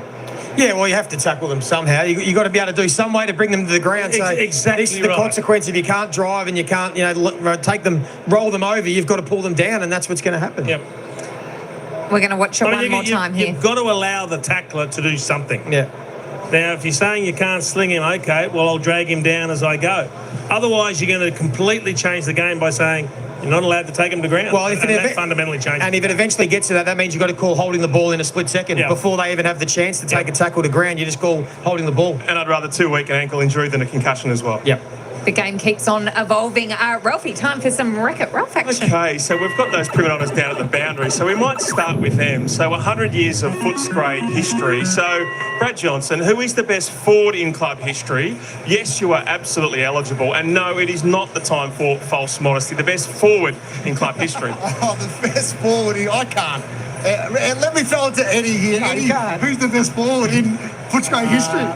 I think Simon Beasley. How did you know? I didn't expect that. I actually agree. Simon Beasley, most goals in Footscray history. Okay, I like it. Eddie, pick me one player to play for the next decade, and it doesn't have to be the small forward. So Nick Watson, Sam Darcy, Harley Reid, or Sam Lawler after his impressive debut last week. Ooh, that's a tough. I'm going to have to go with Harley Reid. Obviously a superstar. We can't judge him on just the one game he had this year, but last year coming onto the scene, he's an absolute superstar. So Harley for me. Jason, will missing out on Ben Mackay be a blessing in disguise given the 2 new recruits out there for Hawthorn? Or as Brad Scott would say, is he being judged very unfairly off limited preparation? Oh, he is, and there's a lot of mischief in your questions, Ralphie. As a club, you're trying to recruit good players. Ben Mackay's a good player. They missed out. They ended up getting a couple of really good players in Tom Barris and Josh Battle, so they're happy. Joey, you danced around the Scott Penderbury equation last night on midweek. You talked about whether he's in the best midfield at Collingwood. Is he in their best 23 every single week? Yeah, no, I wasn't meant to dance around it. He's absolutely in their best team. I just think he's maybe not as integral to the midfield, and so he shouldn't be. He's 37 years of age, that they can look to go to other players and play around him. So I think absolutely he's got a role, and I think he can play a beautiful role at half-back for the next 12, 18 months. I think they'll get him to the record, and so he should. Jason, St Kilda, ouch. So is it time for Ross Lyon to just say it's a full-blown rebuild? We've talked dual narratives. We've won 22 games in the last 2 years. It is just time to go down to the bottom and then eventually come up to the top. Oh, you're taking no prisoners, Ralphie, aren't you? Don't look at me like that, Joey. I would hate what they've put in place. You have to back in. You can't abandon it now. You can't sit there and say, hey, we've had a crack, but 2 weeks in we've decided, no, it's time to change. You got to back it in at least to see the first half of the season, how it's unfolding. Maybe then you change, but not after 2 weeks, Ralphie. You need to pull up.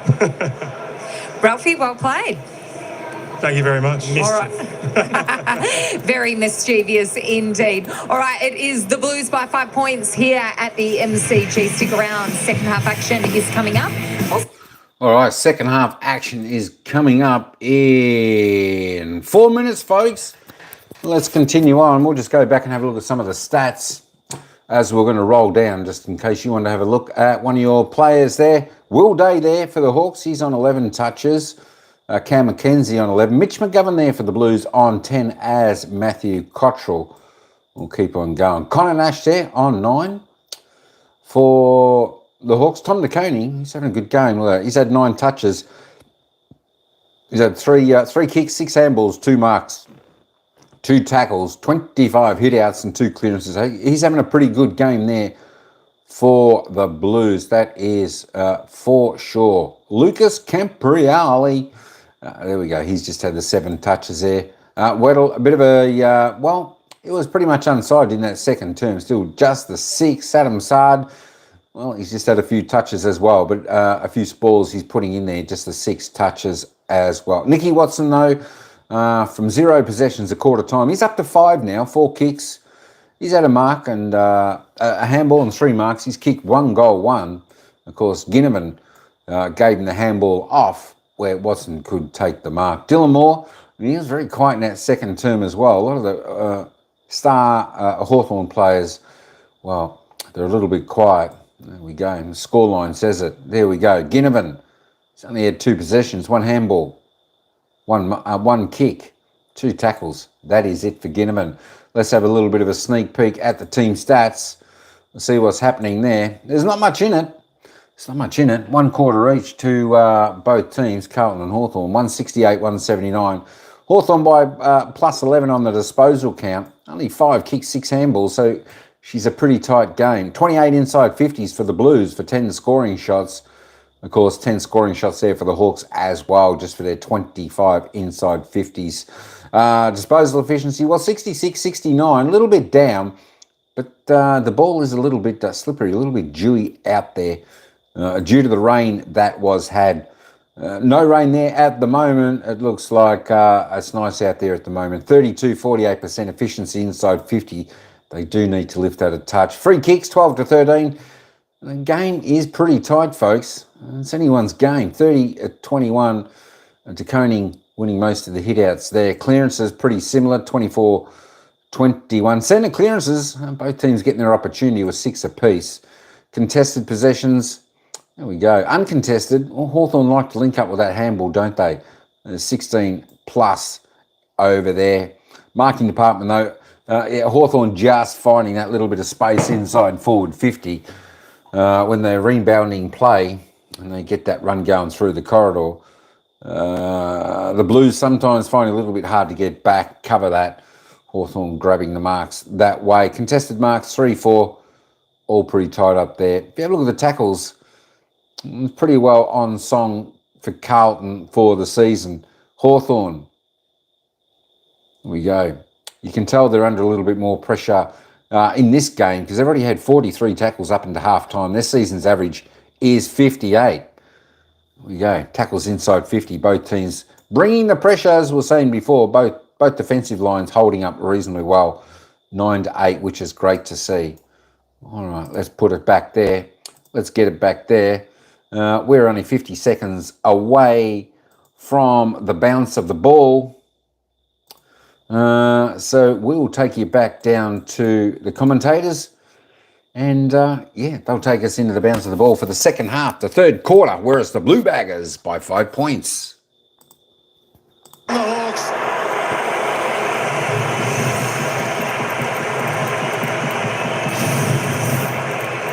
Friday night football tomorrow night. Jason Dunstall, Gary Lyon, Anthony Hudson and Jared Waitley. It is the Dogs take on the Pies. It's the Blues here by 5 points. DeConing 28 disposals, a career high last week. Jake Rewalt is continuing along. Yeah, it's a massive half for Tom DeConing. We know there's going to be Cripps. We know Walsh will stand up. We've seen Chera and Hewitt today. I think Tom DeConing is the most important player from a Carlton point of view. Can he dominate the ruck in this second half and get the ball going Carlton's way early? So Hawks by 2 at quarter time. It's the Blues by 5 at the main break. It's been a terrific match so far. DeConing wins the first tap of the second half to Cripps, who's wrapped up. Move behind me. Repeat the dose. DeConing back to Cripps. Off hands, Walsh. Kemp punched away from him. He was against two. Spat out to Morrison. Handball to Day. He wants it to sit up for him, and then he has to ride a tackle. Slip the football away to Cripps. Out towards Doherty. Hewitt's there for assistance, and that's going to be another stoppage. So last stoppage, Nash going to Cripps. Cripps moved across to Newcomb and freed up Walsh, you can see on the side there. Good team play from Cripps. De Koning grabs it out of the ruck. The Blues hurry it forward. They continue to press. Barris gets rid of Silvani with body. Hurried left foot ball out of defence. Hot footy. Gunston, Wiedering. Wiedering keeps his feet. Gunston doesn't. Butters up now, boundary line. Well, same thing again at that previous stoppage. Cripps is playing the team role now. He knows that Nash is coming to him. He's forcing a 2-on-1. That's freed up Sam Walsh at the last two clearances. Sam has to capitalise. Shallow throw in that suits Meek. So, on average, 67 stoppages, thereabouts a match on average, Kingy. In the first half, there were 44. Which team does that suit the best? They want to live in a contest, Carlton. Speaking of stoppages, we might have another one. No, it's bobbled out to Meek and Day. So Day, down the line, 2-on-2. Coming through Chol, just tries to paddle it out towards Hardwick, but doing really well, McGovern. Just kept it trapped between his legs, and it'll be a ball up. Yeah, great work right there from Mitch McGovern. The ability to get back, be the first of the contest there. Ginnivan off the back of the pack, and a pretty quiet night so far. Ripped off the footy. Hewitt gets the free kick. Newcomb infringed. Lloyd's got to be careful. He's going to give away 50, the big fella. McGovern's hurt behind the ball. Looks like an elbow, causing him some discomfort, but he's pushing on. So Hewitt, right in the middle of the MCG. Good crowd in attendance. Wiedering's got a paddock in front of him. A couple of short steps. Hits it to Sard. He'll want to go if he can. He's got Chol on the mark. Not sure, so just continues the short chain. This is where Wiedering has to get involved. Well, he sits behind the ball, but this is exactly what the Hawks want. Driving ball from McGovern. Curnow presses. Dropped out of his hands. Amon delays the hand pass to Ambrosio. Measures the kick nicely to Dylan Moore. Chain of hand. The Hawks look like they want to run and gun, and they do that momentarily, but the Blues come back the other way. Great pressure there from Sam Monk. Just sat off the contest and actually waited for the handball to go rather than committing. He knew he had a 1v2. Picked the right time to press in and impact.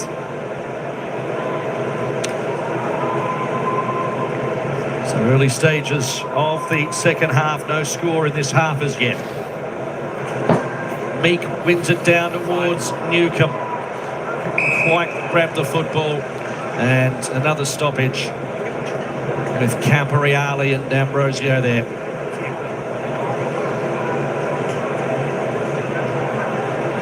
Amon near the boundary line. So now Cripps has decided he's going to go head-to-head with Nash. He just wants to spear through at speed at these stoppages. It was working better when he was picking up Newcomb and freeing up one of his fellow mids.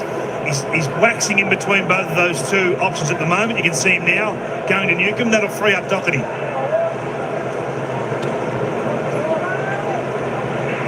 Meek, Ginnivan, D'Ambrosio, kick was smothered, so it's in dispute in the middle. So Blues get an opportunity here. Akers scrapping for it. Walsh is in there. Ginnivan over the top. Umpire wants it. So Jack Ginnivan at the moment, he's not getting much of the ball. He's put himself up to stop. He's actually free, so looking to try and get through. Just 3 disposals for Ginnivan. Meek, De Koning continue their battle. D'Ambrosio stands off. Walsh goes in, collects it. High floating ball. Kemp provides the fist. Aim on. Doherty gave him no room to operate. Good forward hand pass Silvani. Here he is, the champ, Cripps. Not quite. He's causing havoc in the middle of the ground. They don't know who's responsible for him when he's charging forward. It was Day trying to get back to him there. Long kick from Battle. Sard's done some good things in the first half. He punches it away from Day. Right in front of the MCC members. We had a couple of 80,000 crowds in the first round. It's not going to be 80 tonight, I don't think, but it's not going to be too far off it. Two traditional adversaries, the Hawks and the Blues. Decoding down to Watson, Day, Nash. Off a step, a high ball. Blues have the numbers here. Haynes and Wiedering down to Young, but there was Chol round the body. Deflects off Ginnivan. Sard wanted to run with it. Went without it. Picked up by Newcomb. That was clean. 51 metres out. Baker goal square bouncing. Oh, that's close. Had Freeze inside as well there, Newcomb. Decided to have the shot himself, but had a couple of easy late efforts there kicks. McGovern plays on, boots it right down the middle of the ground. Could be looking for a set play here, the Blues. They go to Fogarty, they're away. 1-on-1, that's what they're after. Silvani!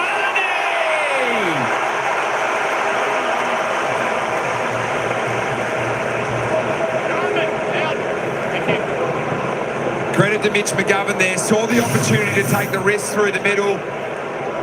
And it was Sam Doherty that was the first at the contest there, and a lovely kick. Big opportunity here for Silvani. Carlton to strike first. Kick to go on the second term, did Jack.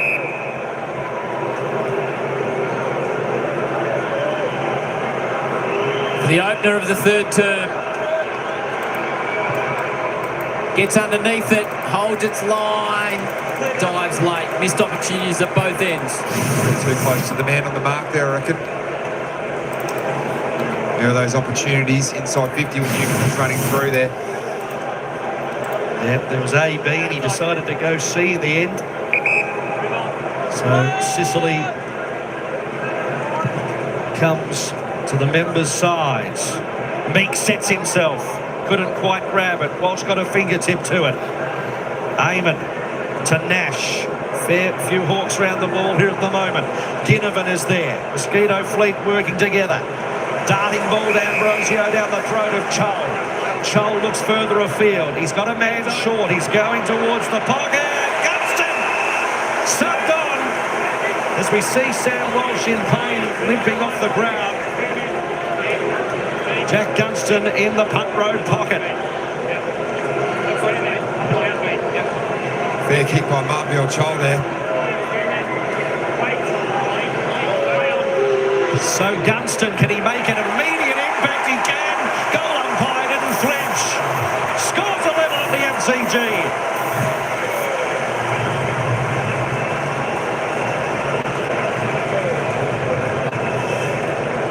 They know how to punish.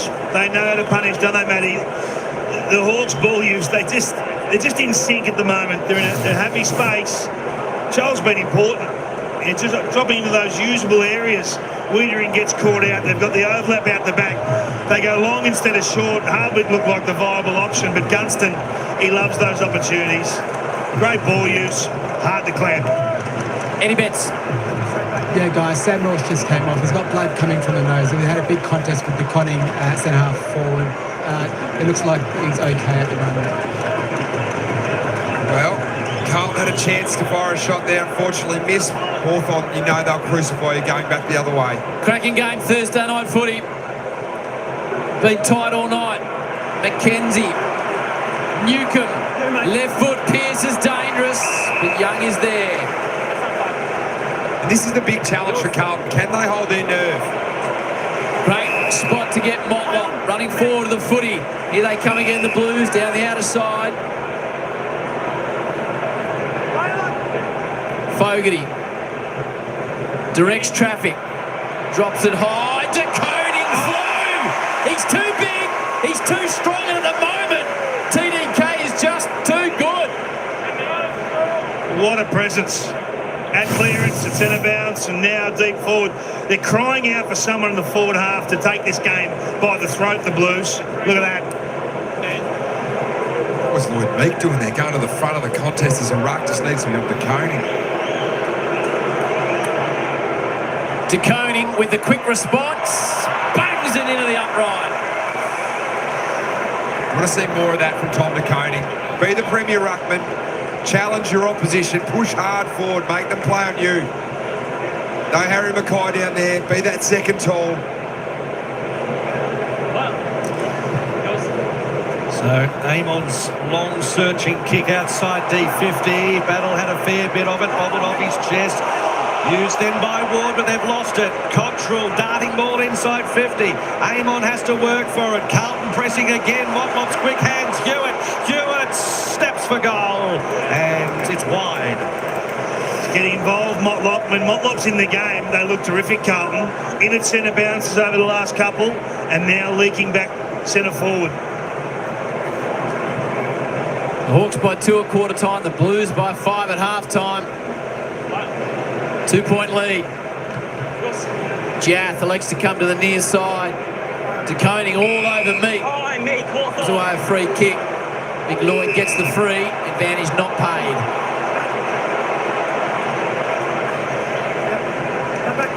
This is the man they need to respond. Need Lloyd Meek to find a way. Well, goes very short. Too much on it for McGuinness. Over the back of Hollands, or he was away. McKenzie arrives. McGuinness makes up for it. Morrison, exploratory hand pass. It'll work out if Moore can break a tackle. They're under pressure, the Hawks. McGuinness, third time in the chain. Chol goes something a bit fancy to Hardwick. They get it to the danger man, Ginnivan. Centering ball is magnificent.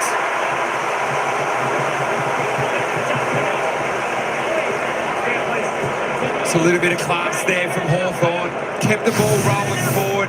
Got it out in front of the speed. This tap here from Mabior Chol, smart. I reckon Jack Ginnivan a couple of years ago might have had a shot there. Great square up to Ward. Pick 7 back in 2021. Spent the second half of last year in the VFL. 12 AFL matches last year for 1 goal. Pressure kick this. Should kick it towards the Blues faithful on the left. Steers it home. 2 in a row to open the second half for the Hawks.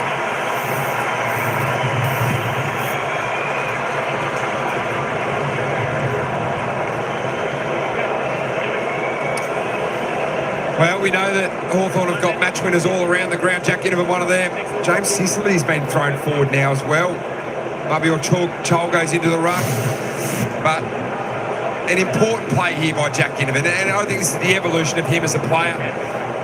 A couple of years ago, he may have had a shot there just to try and kick goal and take the glory himself. But to square it up is so important, especially when you're not having a great night yourself. Just squeak that one in, I think, Ward. Brad Johnson, down to you. Oh, Matty, when Mr. 20 and 2 gets involved in every push forward for the Hawks, that's Dylan Moore. They score every time. This guy is elite in the competition. He took the competition by storm last year, all Australian, and is looking to do that again in 2025. So the Hawks back in front. It's back to 4. Chol in the ruck tried to get it to Dave. Walsh snaffles it. Then Williams tucks it under the arm, puts on the afterburners, and then his kick was a little bit sloppy. Fell into the hands of Cottrell. His wobbly kick towards the top of the square. Kept looking for Doherty. Motlop's there. Doherty wanted a free kick. Nothing doing. Silvani scraps for it. Morrison's quick handball out. Hardwick drops it, gets it back. Amon has got D'Ambrosio running for him, and the Hawks are out. Mark taken by Cowan. There's a whistle on the play though, and it's coming back. Downfield ball goes to Watson. Wants to access the middle of the MCG. In the end, hooks it. Not to his team's advantage, and it's just easily spoiled away from Young, who probably could have taken the mark, and he has a bit of a set too. Yeah, just a bit of confidence there. Late inclusion into the team tonight, so you can understand why. Hawks on top here, getting their game rolling. Got to pull it back into the trenches, the Blues. So Weddle and Cripps in the ruck. Doesn't even reach them. Watson, slick handball. D'Ambrosio was able to get it away. Then McKenzie slipped the tackler. Did it well in the end. Ran into the middle of the G. Kick inside 50 looking for Gunston. Slapped away from him. Chera to Cowan. McGovern wrapped up. Holding the football.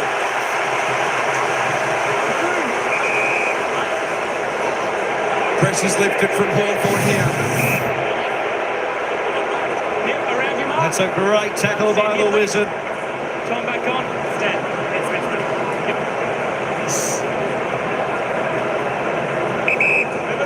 So Nick Watson, he's kicked one tonight in the centre of the ground.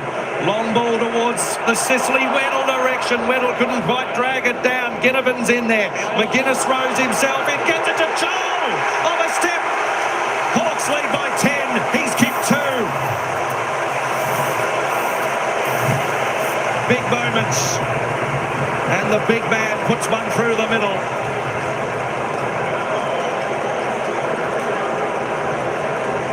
Well, it's happening again. Carlton down back just need to settle. They need to calm the farm. They need the leaders to get around the younger players down there and just say, hey, just relax. Because the Hawks have only been in 15 times since quarter time, but they've scored 6 goals. It's an alarming rate. I mean, that's just a speculative handball. And Marbior Chol, he's having a night. He's everywhere. He's involved in every offensive play for the Hawks at the moment. Brad Johnson. Oh, big move. James Sicily now sitting at full forward for the Hawks. They've made that move with their skipper out of the goal square. So the last 3 for the Hawks, Gunston, Ward and Big Marbior enjoyed that one. Sicily's deep full forward on Wiedering. So the Hawks have changed the structure a little. Ward, important clearance. The Blues get her off the ground. Kemp, Motlop, dangerous. Motlop, dangerous. Slick hands, Motlop, Hewitt, ducks, dives. In the end, the Hawks, relentless pressure in defence, works out momentarily. Here come the Blues again. McKenzie, Hardwick, screws it out of defence. Back to Giath.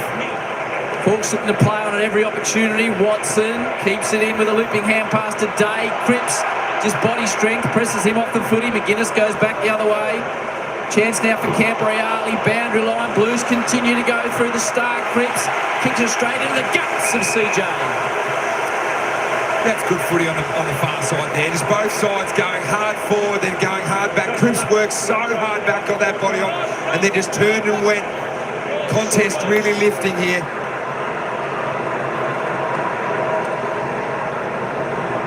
So Hewitt's required to do the rucking with Weddle. Got it down to Day. No one really to pass it to. Weddle just makes sure he touches it and it goes out. Kingy with Sicily forward. What have the Hawks done down back to change it up? They've thrown Hardwick back. So those two are such versatile commodities. The coach can move them anywhere with confidence. Carlton need to find a way to mark this ball in the forward half because they're giving the Hawks too many opportunities to counter-punch. Motlop hovering, got a touch to it. Came to Walsh as a high one though, and it's on Ginnivan. Ginnivan with the free kick. So had 3 Hawks he could have kicked it to. He decides to go to Ward. Ward, look at the numbers they have here. McGuinness on his own, kick inside 50, looking for Chol. Has Chol doing some work now with Young. Young lost where the ball was, came off the boot of Chol and out. Well, it was Cottrell that just came in and put that little bit of pressure, but Hawthorn are opening the middle of the ground up at the moment, just coming straight through the middle. Carlton rock, Patrick Cripps. Sicily was calling for it deep. It didn't go that direction. Weddle dangerous. As a second attempt, Haynes takes on Ginnivan. No way through. Complicating on the ground, playing forward at the moment, just needs to get around the ball, needs to get back in the ruck. Weddle, Cripps, Weddle wins it. Down to the feet of Ginnivan, tries to burst his way through. Walsh, hurried kick. Only as far as the Hawks. Dangerous ball. Weddle drops into a hole. He's a tough man to stop. Sud does just that.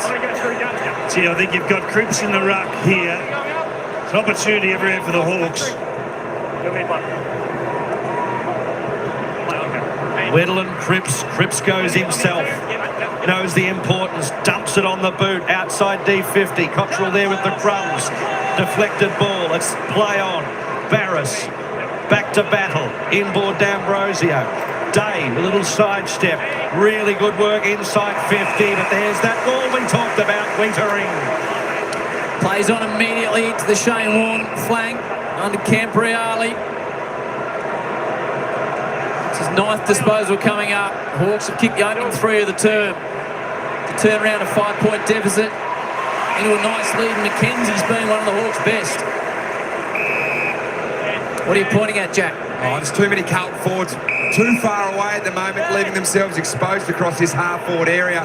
Need to get numbers there to provide a better contest than that. Nash slowing it down to the big man, Barris. Takes a skip and a jump. Throws the left boot out at Sicily's the danger. The fist of Wiedering is almighty. Chera has one chance. One of those hurried kicks out of defence that could go anywhere. Barras always had it. Plays on immediately to Impey. Tries to step Motlop with the gold boots on. Delivers it into the pocket. Gunston one hand.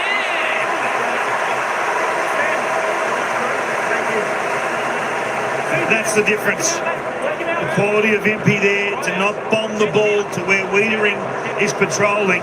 They want to go around him. They want to find a target inside the forward 50. And that's the game at the moment. Being able to mark the ball. That's 10 marks inside 50 to the Hawks. Only 4 for the Blues. 3 premierships, 482 goals. Sub tonight. Gunston, he's kicked one. Hand in the air. Quality from Gunston. 4 on the bounce for the brown and gold. The shades of how this game started, that forward half turnover brand of football that Hawthorn have become so good at. They set the wall up behind the ball going inside 50 and Carlton just bombing it back out and turning over. Just had a little bit of class there from Xiaomi Mi and had a fantastic finish by Jack Gunston. You can see that wall set up. Barras is just sitting there waiting, prying on the opportunity to turn the ball over. Can Carlton throw a punch to get back into this game? This is where they were challenged last week from the Tigers. Can they stay united and throw a punch back at Hawks?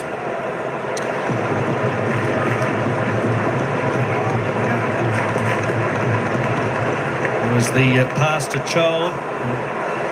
Sicily was calling for in the forward line. That's 2 magnificent finishes from an icon of the club in Gunston in this third term.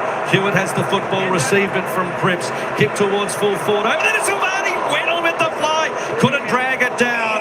Jaff takes the football, 2-man standing tackle and a stoppage.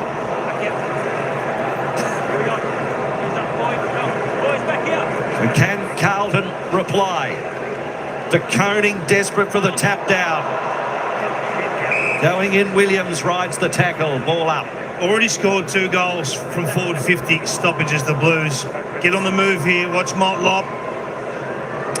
Coach Voss pacing anxiously. De Koning elected not to grab it. Cripps just bustles his way through.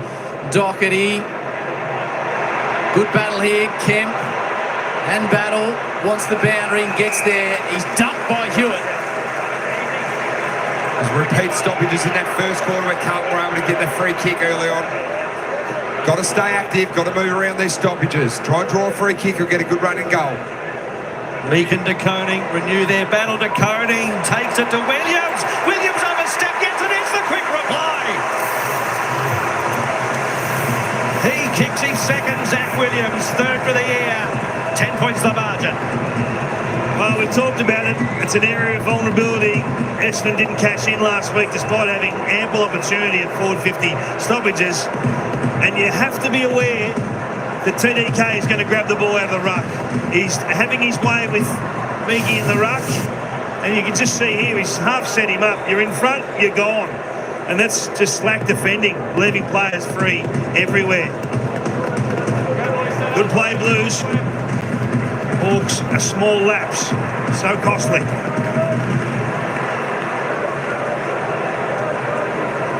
They just look a different side when TDK's on the ground, don't they? He needs to, like, I know you want rotations, but they need him out there as much as possible. He's having such a big impact. Back to a 10-point margin.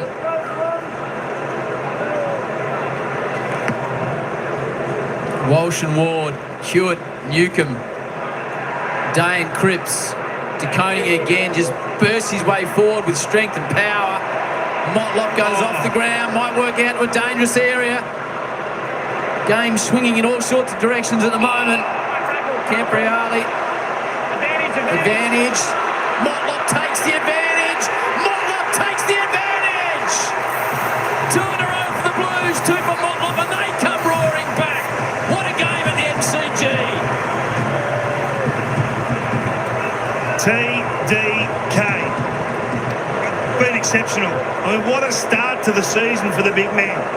Just again, winning a centre-bounce clearance, getting going Carlton's way, force the Hawks to defend. And I haven't seen Motlop play a game like this. Like more than a small forward pocket. Starting in at centre bounce, she's getting forward. That's all class. What a contest. It's good from the second game of there. Camporeale again. He was the one that had to stand over the ball and drag the free kick out here. Just when it looked like Carlton had been hit in the solar plexus in the third term. 2 goals, immediate replies, and we're back to 4 points. Back in the middle, Newcomb with speed, got it quick hands to McKenzie. McKenzie's raking ball inside 50. Day sets himself, couldn't quite take the mark. Gunston takes on 2 men and can't break free. Huge tackle, Sicily out ahead of the ball. Hold 1 sec.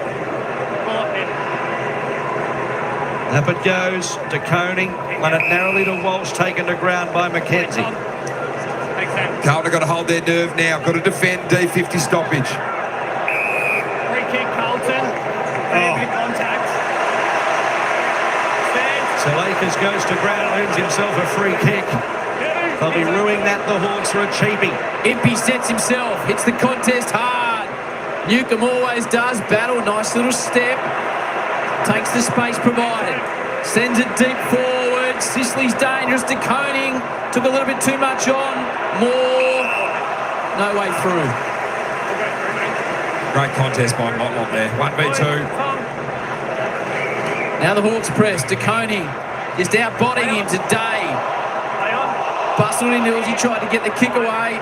Spiraled out of defence. Too much on it for Motlop. He got in the way of Impey. He'll get a free kick. So Jarman Impey. 70 from home. The leads come. Gunston short. Gunston still wants it. The lead's expired now. Keep behind Gunston. He'll come again. Hewitt's the man on him. D'Ambrosio looks for a little pocket of space. Sicily comes now. In the end, drops it to the top of the square. McGuinness is the unusual fly. Watch out for Watson. Hollins kills it. Well, Carlton are desperate for Charlie Curnow to be the exit target on these rebound 50 opportunities. It's been Motlop, who's their smallest forward the last couple.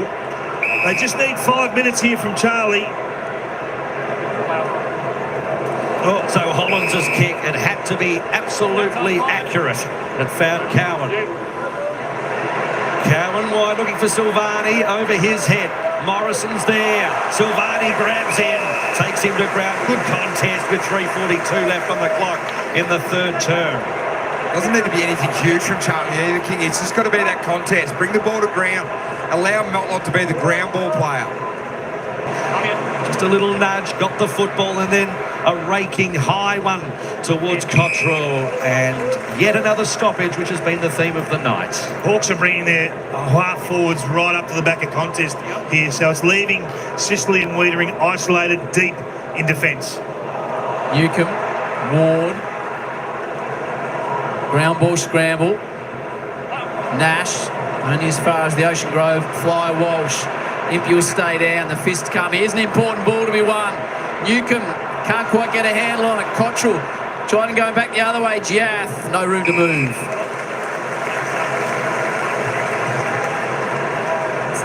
Enthralling.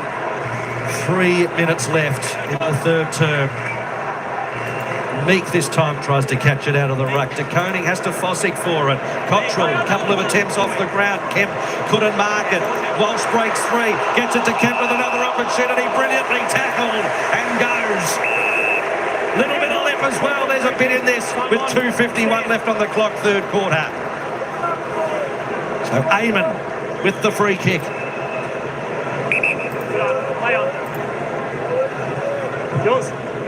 Leaves D50.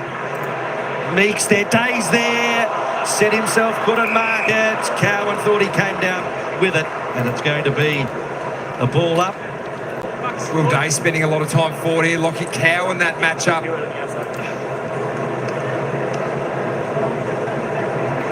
Day busy as always, but handball was looking for Nash, was offline. Chera was there to grab it. Hewitt's there as well. They Fossick over the top. Just can't lose your balance here if you can't. You've got to make sure that you've got the defensive side covered as well.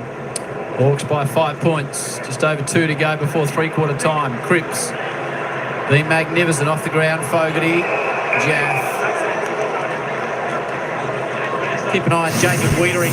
He's deep on Sicily. His feet taken out underneath him by his teammate Hollands. Those big quads held him in good stead though. Jaff. Hurry ball. Slick hands. So slick the Hawks almost lost it through Ward. Here they come more. Great tackle Doherty. Great tackle Doherty. Free kick. They come back the other way. Akers. He's taken down the other way. What a game of footy this is. Wow. It's a hot footy out there at the moment. Great tackling, great pressure all round. The Hawks, their pressure's still way over 200, 224 at the moment. Haven't seen a game that high for years. It's a handball over the top to Moore. Has to work a little and he's taken it. A good tackle. It's a push. It wasn't a good tackle. It's in the back. It was a great press there by McGovern. Just a bit overzealous with the tackle. Blues fans hated that. Moore's kick, top of the square. The Flyers go up. Sicily may have got a fingertip to it. Cottrell dump kick outside D50, but it's coming back in. D'Ambrosio caught one across the nose, but he's got the football. D'Ambrosio, low darting ball. Cut off by Chera. Minute on the clock. Hawks have turned a 5-point half-time deficit to a 5-point lead. There's your man, David King. Curnow sends it in the path of Cripps. The big boy's starting to roll.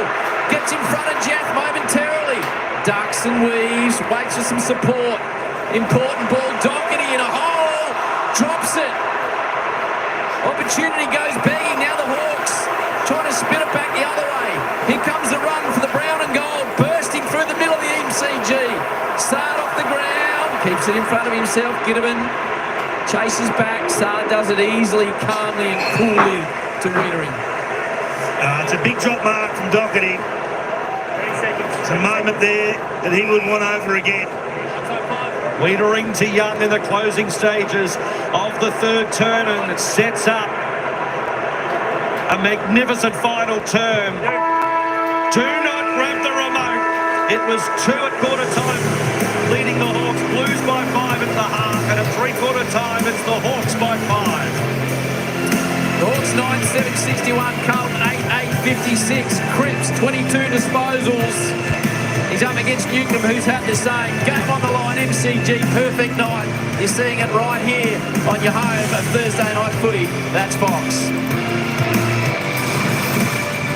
You're watching Thursday night footy. All right, three-quarter time here. Folks, I'll tell you what a game this is. 5 points in it. It's the Hawks. They've rebounded. They've taken the lead. Have a look at this worm here up until just near half-time. Bang, bang, bang, bang, bang, bang, bang goes the Hawks. The Hawks putting on 4 goals, 2 in that third term.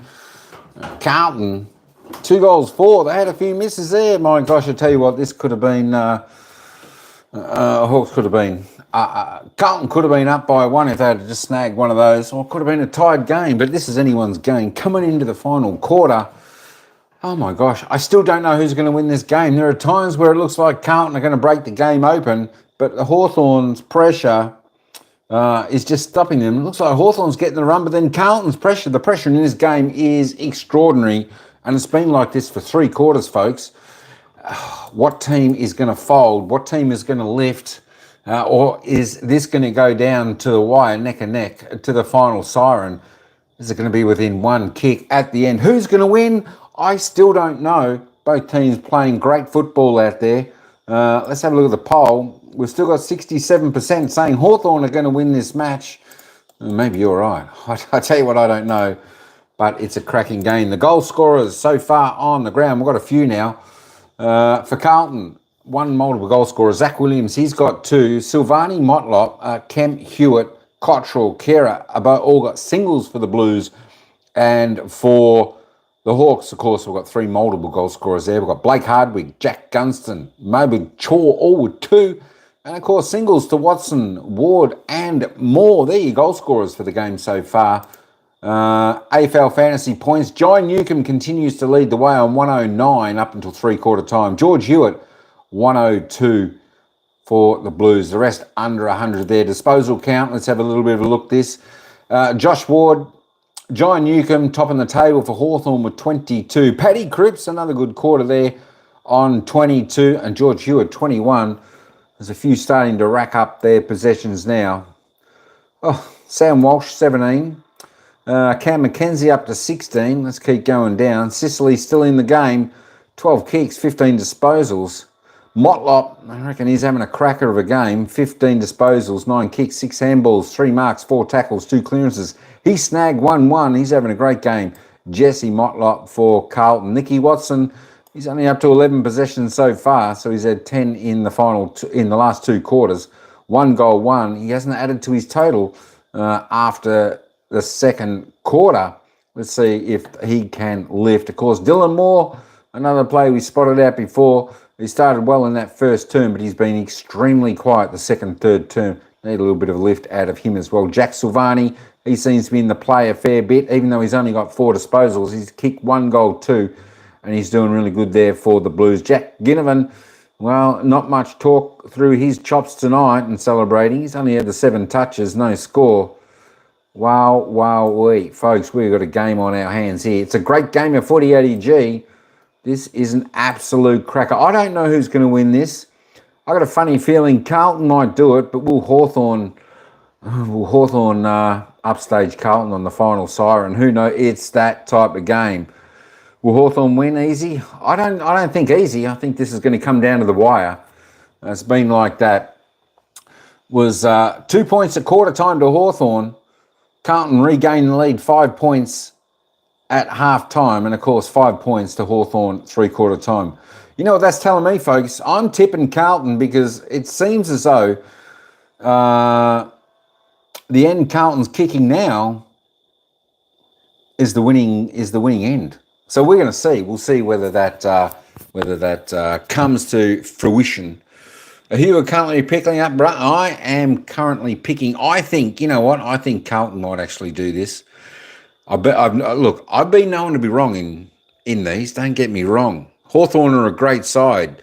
The pressure on both sides is just fantastic. I think Carlton have just been a little bit unlucky with a couple of their goals, and they should have been in front. I think Carlton should have been in front in this game. Oh, we'll see. Who knows? We could have the first draw of the season. But for me, I think Carlton. All right, let's head back down to the ground. They'll take us into the bounce for the final quarter. 5 points. The Hawks lead by. Let's see who's going to take out this game tonight. Scored heavily tonight, 5 goals, 2 apiece, but Carlton's forward 50 stoppages are where the game's being separated for them. 3 goals, 1 is a massive return. On AFL average, you get 8 points a game from your forward 50 stoppage work. They got 19, and they look dangerous at every point when the ball goes in their forward up. They just can't find someone to mark it. If Charlie Curnow can have 5 big minutes here, Carlton will win this game. If Lloyd Meek can find a way to break even with DeConing, it's Hawthorn's. I know, and it seems simple as well, is that when they're going forward, maybe it is closer to the boundary, so they know they're dominating forward stoppage at the moment, so try and create a few more of those. For me, you're right, King. If I'm Michael Voss, I'm telling Charlie Curnow, you are 45 metres away from the ball at all times. I do not care if you mark it. I want you in that contest to bring the speed of the smaller forwards into the game. And if Charlie Curnow gets to a lot of contests, we know he's good enough to win them. So that's the mindset. Just be 50 metres away, 45 metres away, making sure you're there every single time. So what are we going to see? It comes down to the final 30 minutes. The Hawks by 5. Cooper Lord, the sub for Carlton, to be enacted. Sniffing an upset.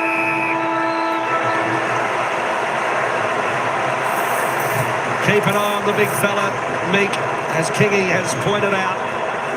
A lot on his shoulders here in the final term against DeConing, who wins the first tap, looking for Chera. Chera on hands and knees to DeConing. His hurried kick towards the forward 50. Motlop wrestles for it and gets possession and gets clear. How did he do that? And then blazes away and misses. What a start for the big boy in the middle, TDK. He's got them rolling again. There's a moment or two to be had here. Hawthorn have been brilliant on counterpunch. Hardwick looking to do just that. Out to the Shane Warne flank to Koning. Free kick on the way of Lloyd. Gilbert saying it's 50 because you gave it to the wrong chap. I don't think so. So the Hawks through Weddle. They run themselves out of room on the outer side. Searching ball. And he does well in a 2-on-1. Marbior Chol to see it across the line. Got to be careful of that retreat too much, Carlton, on defence. They're pressured tonight. They've been in the face of Hawthorn. You can't just start to fold back and hopefully turn it over. You've got to keep pressing forward. Early stages. What's going to be a brilliant final quarter. Meek, Newcomb, Day centering snap. Bounce could be interesting. Moore goes in, picked up by Chol. It was such a clean pick-up. Blazes away at goal. It was clean from go to low. He's kicked free. That's the start the Hawks needed. They lead by 10 again. He's been enormous, Marbior Chol. He really has. 7 score involvements. They've only scored 17 times. And when you look at that forward line, you worry about Watson, you worry about Moore, you're concerned with Ginnivan, and Marbior's doing the job. Just stays alive. Yeah, a little bit fluky, a little bit lucky, not how he drew it up as a key forward, but he's involved in a big clearance win for the Hawks. They've been hammered at clearance tonight, 42-30 in favour of the Blues. A good response early.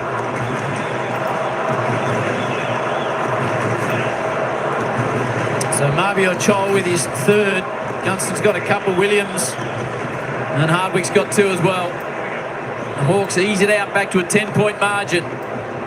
Meek, as he has all night, trying to get into that space into Koning. Newcomb got one high. Advantage will be played by Day. Sicily, Wiedering, what a contest that is. And Wiedering stands up. So Sicily hasn't been a factor yet moving forward. Wiedering sees something on the near side, kicks it to Cripps. Why wouldn't you? And of course, the skipper doesn't let him down. Cripps plays on quickly, has Chera with the flyby. Kick towards half forward. Curnow harassed off it by Battle, and then Battle won the football. That was terrific. Got it to Newcomb. McKenzie, little chip in the air. Well, if you're going to make someone work for it and chase for it, it's Watson, who takes a juggler. He doesn't look right, Charlie. He doesn't look right tonight. I didn't call touch off the boot, so After a little consult, the mark has been paid. So the Wizard, kick to the pack. Sicily at the back, claiming it. McGovern had 2 bites of the cherry and paid it. I reckon you've got to move Sicily back now. Not having any impact forward of the ball. Get in behind. He's the general. Done some good things tonight in the air. McGovern sends it towards a few Hawks. Curnow crunched. Battle just looks so assured. Looks like he knows what his teammates are doing. Thinks about the aggressive kick. Has to be perfect, and is, to be fair. Lobbed it over one, landed onto the chest of Newcomb. Opens up the ground. He's got runners far out wide. Little chipping ball is errant, but they've got time and space. Hardwick takes his time. And D'Ambrosio to Weddle. Rangy customer. Assesses. 60-metre ball deep. Sicily still can't get to the front. This time he does. He was out of the pack, and somehow Kingy, he worked his way in from the side. And good work there by Lloyd Meek to put himself in that contest and keep the Blue Bigs at bay. A little bit similar to what we've shown earlier in the night. They just disrupt and have a clear flyer at the front. Look at Meeky just doing some work early, and in the end, it's just a good mark. It's a great grab. Just a good contested mark against some big bodies. Pushed Haynes out of the way. Got in front of a couple of big units. Sicily. Low ball. Effective ball from the skipper. Hawks out by 16.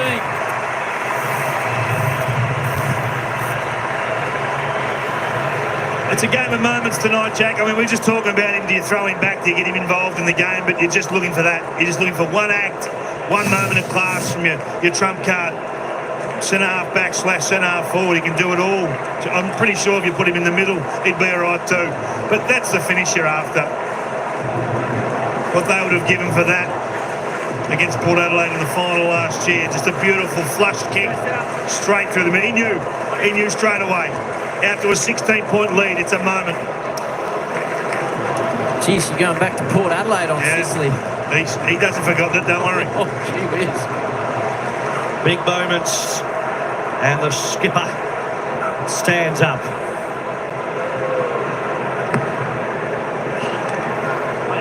To Koning and Meek. Meek catches it out, and straight to Newcomb. Ball inside 50. Big fly from Chol, didn't drag it down. Cottrell goes in, looking for support. Eventually had Williams. 50-50 handball. Sicily fighting for it. Grabbed by Saad. Goes to ground. Wiedering just dumps his kick. It rolls towards the boundary. CK was there, fighting for it to Koning, and eventually it goes out of play. Carlton just got to hold their nerve here. Hawthorn throwing all the punches at the moment. They can't let this margin get out to where they can't get back. Got to get back to the stoppage game. 5.3 quarter time lead for the Hawks. Chol and Sicily have added to it. Carlton yet to register in the major column this term. Doherty spirals it forward. Hardwick in best position. Gets some assistance from Barris. Ball pin, boundary. Josh Battle's been huge behind the ball for the Hawks tonight. In the end, it's just a more functional forward line that's going to get done. 6 goals from 20 entries to 2 goals from 16. Skirnahan watching on as Newcomb's wrapped up by Walsh. Since half-time. Another ball up. Koning tried to flick it back to Doherty. Newcomb goes in. Umpire wants it again. Boy, Tom, just here. Koning lost where it went.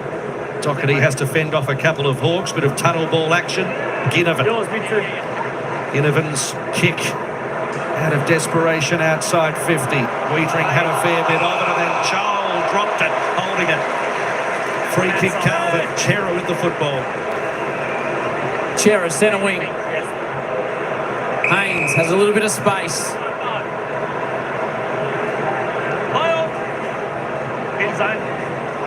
Deep ball. Silvani's front of the pack. Fisted away from him, down towards Amon.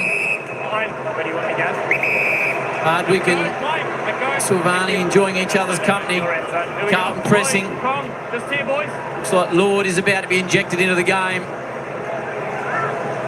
Meek towards the line.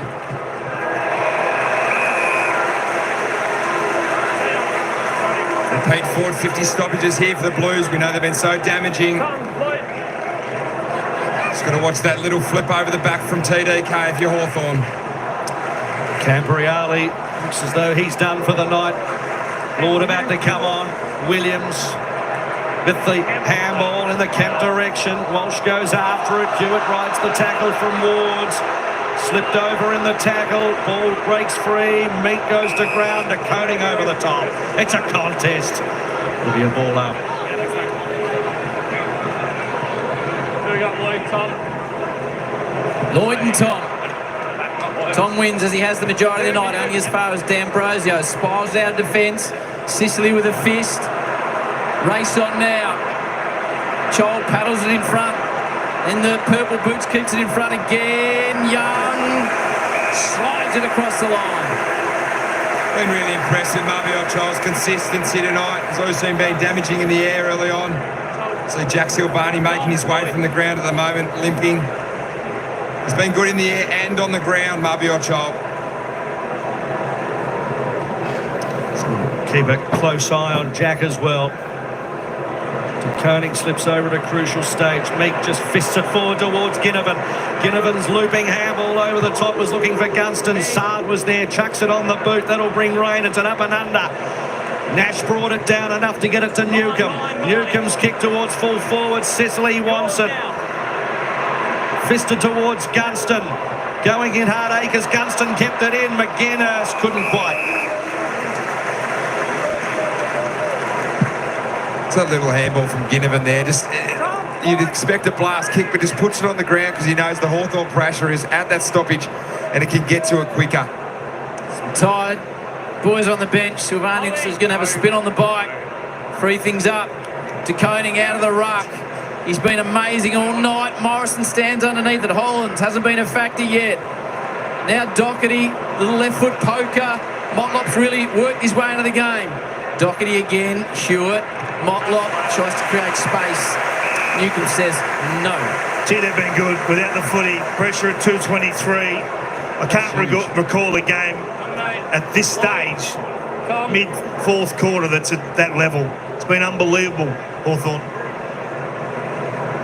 Reminiscent of the early stages of the match when Carlton's only hope was the dump kick. Cowan, Chera throws it on the boots. Doherty and Jaff kills the contest. Gets a big high five from the wizard on the bench. Rocks! Connor, Patrick.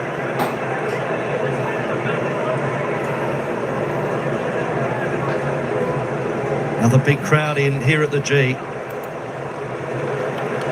Cripps doing the ruck work that time. Day, McKenzie, Eamon needs McKenzie, and he gets the free kick. High tackle. Amon looks inboard. He's got some very short options presenting. Doesn't take it. Hawks pointing to the middle of the ground. It'd be gutsy. So Amon goes the safe option. Hugs down the line. Weddle. He's flown a couple of times tonight. He's so strong over the foot. He puts a teammate under the pump. There's an opportunity for Lord. Wobbling ball forward. Barastas and Battle read it so well. They combine through Morrison. And now the former Eagle spots D'Ambrosio on the outer side. Yeah, the former Bomber.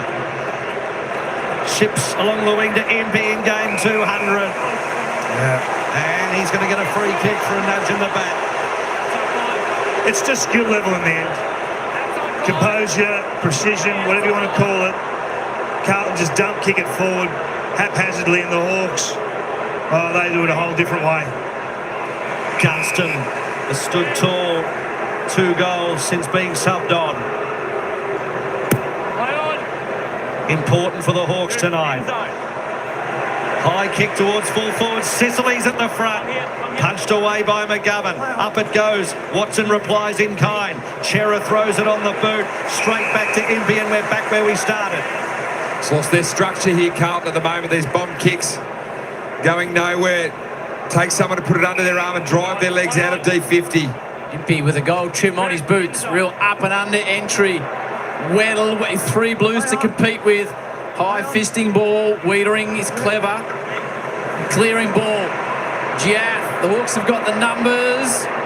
Battle creates space for a teammate. Comes back the other way. Really well done, Kemp, but just hung on at the wrong time. Bit stiff. Giath wants to go and does immediately. Carlton fans getting a little bit annoyed. They load up again. Amon to Impey, the former Port boys. Sneaking ball forward to Day. Patient build-up. Can they land the knockout blow inside 50? Wiedering's got to get back. They're drawn Wiedering out. It's not where the Blues want Wiedering. Day called to go now. Sneaks one into the pocket. Weddle bounced off his chest. Had a good piece. Been the nearly man tonight in the air. Gee, and that was probably the best opportunity of the lot. Job to Chesty. Such is the pressure of the game. 62,735 here tonight. Weddle in the ruck at the back. Chera, Weddle grabs him. Play on, said the umpire. Still pinballs around on the ground. Eventually it's held up. It's important now. No panic stations for Carlton. 10.5 minutes to go. Weddle slapped it down. Akers couldn't quite control it. Nash is there. Goes to ground. Umpire wants it. Hawks are loving this. Give them 2 enemies, the clock and the scoreboard. The goal here be huge. Cowan's on Watson. Danger man. Not 15. Inch forward, not 15. D'Ambrosio gives him no room to move in. Cottrell's brought to the ground. And back to Dylan Moore last week. They don't need to score fast. They just need to score next. 16-point margin. Tick over 10 on the clock. Hawks have kicked the only 2 of the term. Going the way of the Blues. Cripps. Yeah. And for those that were wondering, the free kick's 27-17. favour of the Hawks, Howie. Thank you. Cripps into the middle, Hewitt. So this is a bit more positive for the Blues. He has it short range, Chera. Chera's kick towards the top of the square. Williams comes in from the side. Ball in dispute. Curno's hovering. But it was Jack in the end. And then D'Ambrosio rifles it to Day. Day and then Gunston. They're running here, the Hawks. Gunston along the wing. Short to Watson. Over his head, but he was able to gather the Wizard. 49 metres out. Goes for goal. A little bit of abracadabra. A little bit of showtime on a Thursday night. What a kick. Out of the back line, out of D50. We've seen Carlton struggle all night. It was just amazing. Lasered, and the Hawks were away. Wow. D'Ambrosio, I think it was. Look at this. Look at this for a left foot laser. And it doesn't matter after there. Carlton zone's pierced. It's gone. Play leapfrog all you like, but the Wizard is what we come to see. Gee, there's just a class gap. When Hawthorn get the ball, they look like scoring. Carlton is just... The effort's there, the attitude's right. They just don't have the weaponry. 5-3 to 0-3 from the back half. In a stoppage game that 8 of 11 goals in the first half came from stoppage. 5-3 to 0-3. It has turned into a Hawthorn game of football. Free kick to the Blues in the middle. Hawks have kicked the last three. They're at game high 22. This could help the Blues though. Free centre clearance. Hollands, can they take a mark? Silvani says yes, we can. Big kick coming up for Jack. He's been their best forward in the first couple of weeks. Spent a bit of time down back as well, but just loves that position there. One-on-one, drifting into the pack, brave. He's generally a beautiful kick. You hope he knocks this through. The countdown right beside him from the umpire to narrow it back to 16 points to keep the Blues in the game. Perfect shot from behind for Silvani. He's kicked one. Ouch.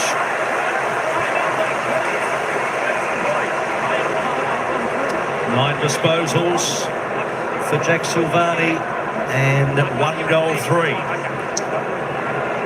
Third poster for the Blues tonight. It hurts. Hardwick goes for a gallop and a long ball towards the wing. Scholl had a fair bit of it, couldn't quite bring it to ground. Cripps roared with a touch. Cottrell inside 50. Cam Hardwick at the front. Fought hard for it and took the grab. Just haven't had a different look going forward. It's always been that high bomb in there. No Mackay tonight. Lots been on Silvani. Oh, Hardwick gets it a bit skinny. Here's an opportunity. Ginnivan does well though. Thinks his way through it. Gives it back to Giath. Shane Warne back flank.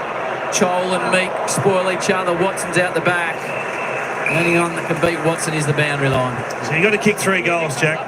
You've got to kick 4 goals. Does it ever cross your mind to throw Wiedering forward and Kemp back, just to try and get someone who can be a reasonable target down there? Curnow can't move. He cannot move at the moment. He can't get near it. You've got to get TDK on the ground because you've got Meek rucking against Cripps at the moment for starters. The coach on the boundary looking for some answers. Newcomb, Day. Here they go again. The Hawks. Day receives the handball from Ward over the head of McGuinness. Met a little bit of contact. Ginnivan goes in. Free kick goes to Carlton and Cowan. You've got to run and gun now, though. Get the ball and you've got to use the other side of the ground. Stop going down in straight lines. Take a risk. Cowan wants to. His eyes are darting to the near side, but there's nothing available that he doesn't assess as too high risk. Pinpoint to Cripps. And huge again, this guy. He's worked himself into the ground. Touch number 27. Coach is getting pretty vocal down on the bench beside his best player tonight, De Koning, who needs to get out on the ground. They've turned it over, and the Hawks can probably take a bit off it here.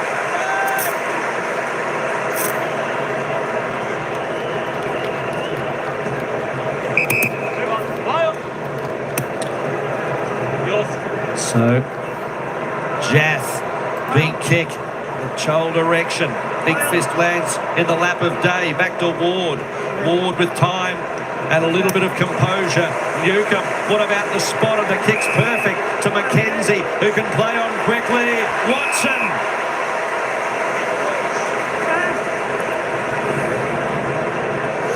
Now they're happy just to suck in the big ones and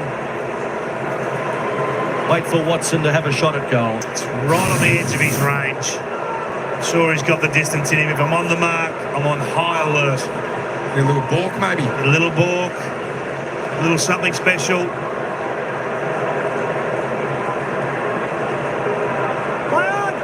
So Nick Watson's kick. He launches, but offline. So you've got to get creative with your ball movement now. Creative at stoppage. Take a risk. Can the Blues find some run? It's in the right man's hand. Saad takes 2 steps and a bounce. Little chipping ball. McKenzie will impact the contest. Blues need something out of this. Newcomb, a bit strong in it. Impey.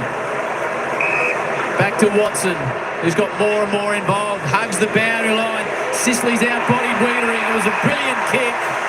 Sicily played it perfectly and the game's on his boot. Just look at that last kick in there. You've got Tom de Koning on Jarman Impey, and you kick a 3-quarter kick, and that's just game sense at that point in time there.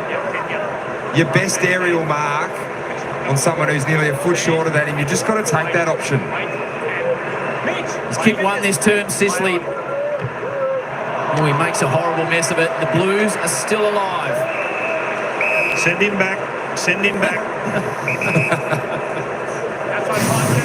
See, they've been good since half-time, the Blues. The Hawks. Their key playmakers have stood up. Cottrell with the football.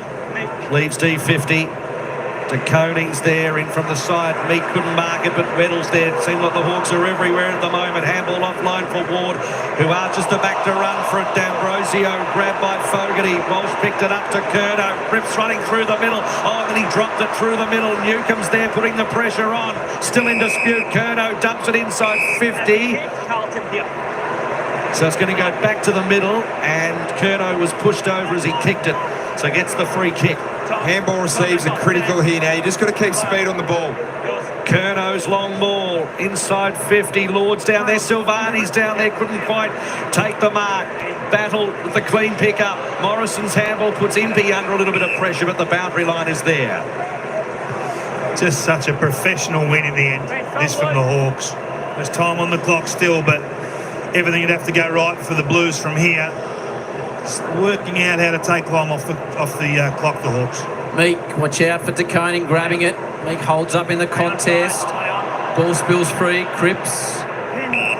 Another 20 sucked out of the game. You're going to be seeing Motlop get on the fly here, whether it's Cripps. Holland sitting off the back of the stoppage. Just get through. De Koning tries to take the matter into his own hands, but Morrison for now leaves 50 on Cottrell, left it for Cowan, and in the end the Hawks come up with it. It's a free kick advantage paid. Sard's kick inside towards Curnow. Motlop can't control it. Hatches over the top. Ball still alive now. It's the ball up 25 metres out from the Carlton goal, but the time is running out. Hawks soaking up time in their defensive 50. Meek. Here's Lord, spun in the tackle, chance for Walsh, goes all the way back, someone's got to pull the trigger. Cowan just pushed off it by Amon. They've got to watch out for the Hawks coming back the other way. They've got the blue numbers. Under 4 minutes now. Just here, Lloyd, 1 metre. It's been relentless all night with their pressure, the Hawks. They'll take this. 222 the pressure rating. Across 4 quarters of footy, that is intense.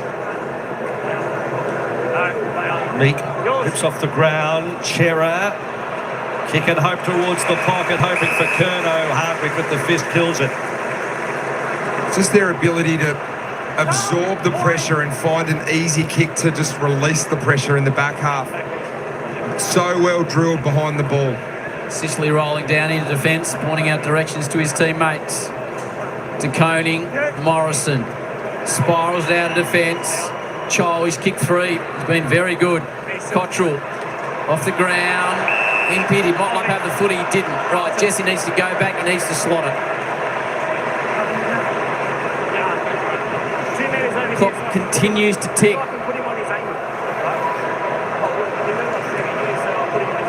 Kick one in the third, did Jesse. It's tight angle.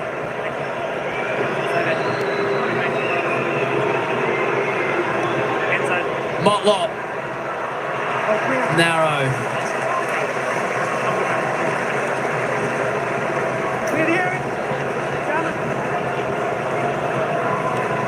Certainly had their chances tonight, Carlton. Inside 50s, 52 to 54, so only marginally down there. Just been that polish. So Sicily goes the worn stand side again. Day works his way to the front of the pack, off hands Watson. Over to Chol, who's got some time and space to chip it up into the air. Haynes no mark. Wiedering was hovering at the back.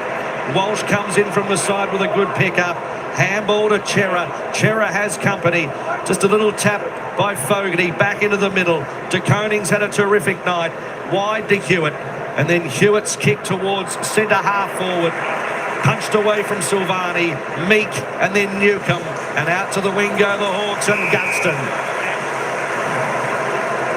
Gee, Barris and Battle have settled into this Hawthorn side quickly, Kingy. Yeah, what a luxury.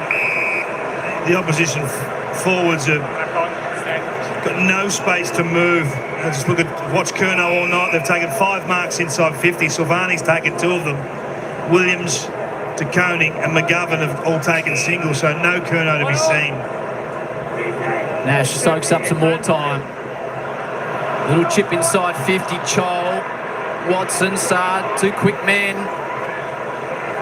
Hawks will be happy to see it go out. Walsh knows they have to keep it alive. Oh, hang on, he's given it straight to Day. Final moments now.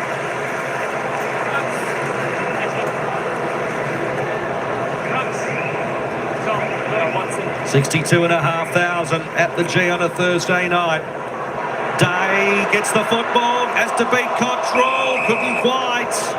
Holding the ball. Day, who's been busy again tonight. So Cottrell's kick, knowing the urgency towards Curnow. Newcomb went the fist, not effective. Cripps along the ground. Trundling ball picked up by Barris. Barris's handball too hot. Kemp, Motlop, Fogarty. Fogarty keeps his footing. Inboard towards Silvani with a final foray. Jack in the middle of the MCG. Splits it out to Hollands. Takes a bit off the footy. Now slides the ball. Sicily from the side. Hewitt. Last chance for the Blues. It's high. And that's their night. Doesn't quite get there. And the Hawks take care of it. It's the same entry again from Hollands. I mean, he had Curnow. He could just chip a little pass to him and give their superstar full forward an easy uncontested market shot at goal, but they take the long ball contest. So, Kingy, I know there'll be so much talk after the game. What have been the differences tonight? Just class forward of the ball. They've got a better system at the moment that's working for them. The outside game of Hawthorn is really sending a message to the league. Come with us, or get left in our wake. Chera, the dying stages to Hewitt's. Kick inside, forward 50, over the head of Kemp and Sicily. The captain's got the football on the siren. The Hawks remain undefeated with a relentless, remorseless victory.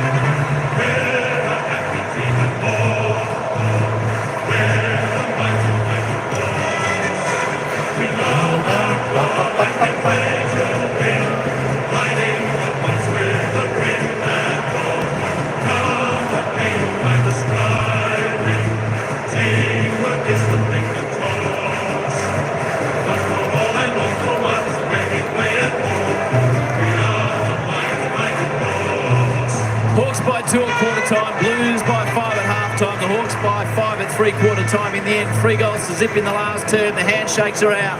In front of 62,735. The Hawks win it by 20 points. Chol kicked 3, Watson a couple alongside Hardwick and Gunston.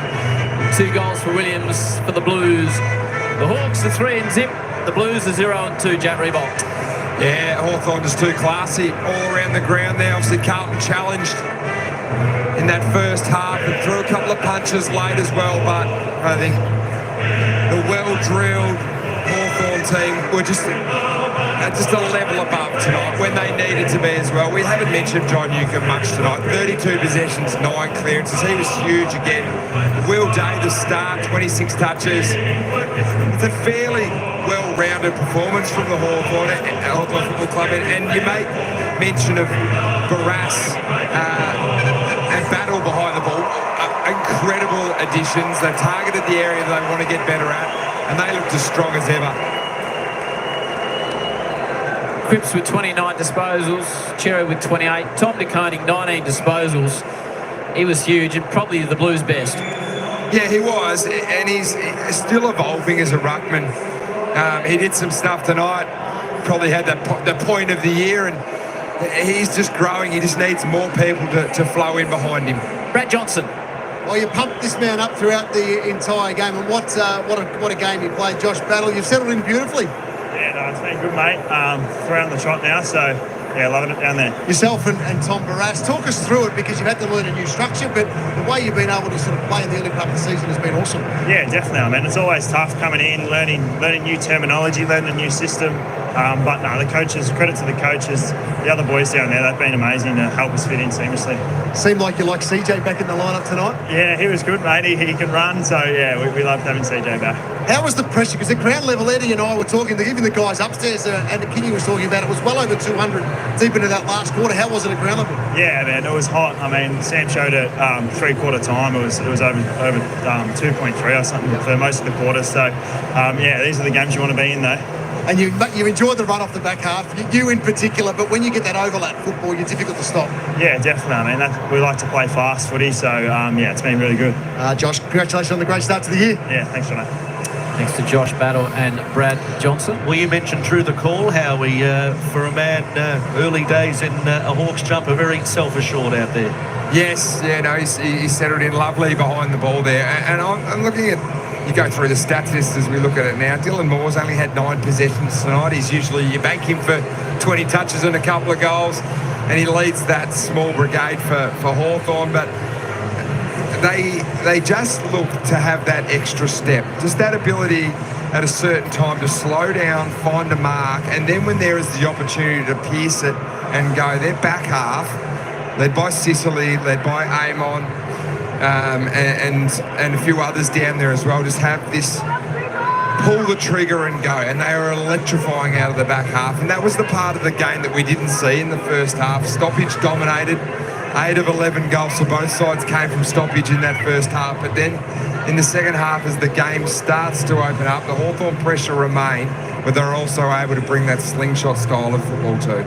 The great Hawthorn teams of 12 that they lost, 13, 14 and 15, it was all about kicking efficiency, Jack. You look at the Hawks tonight, 68 to 56 in tough conditions, but it's highlighted by kicks from D'Ambrosio from full back to the back flank, had a metre to make the kick, and all of a sudden it's at the other end and there's a goal. Yeah, and it's the licence from Sam Mitchell. And if you think about Sam Mitchell as a player, he was a very crafty, smart player. I actually remember warming up with him once at North Hobart Oval, and not once did he kick a drop punt, Harry. It was all about how can I be creative with the football. And by extension, when he's become the coach of Hawthorn, is that they emulate Sam Mitchell. They look to play crafty football. They look to play smart football. And certainly a man who is very crafty is the Wizard Watson, and Eddie Betts is with him.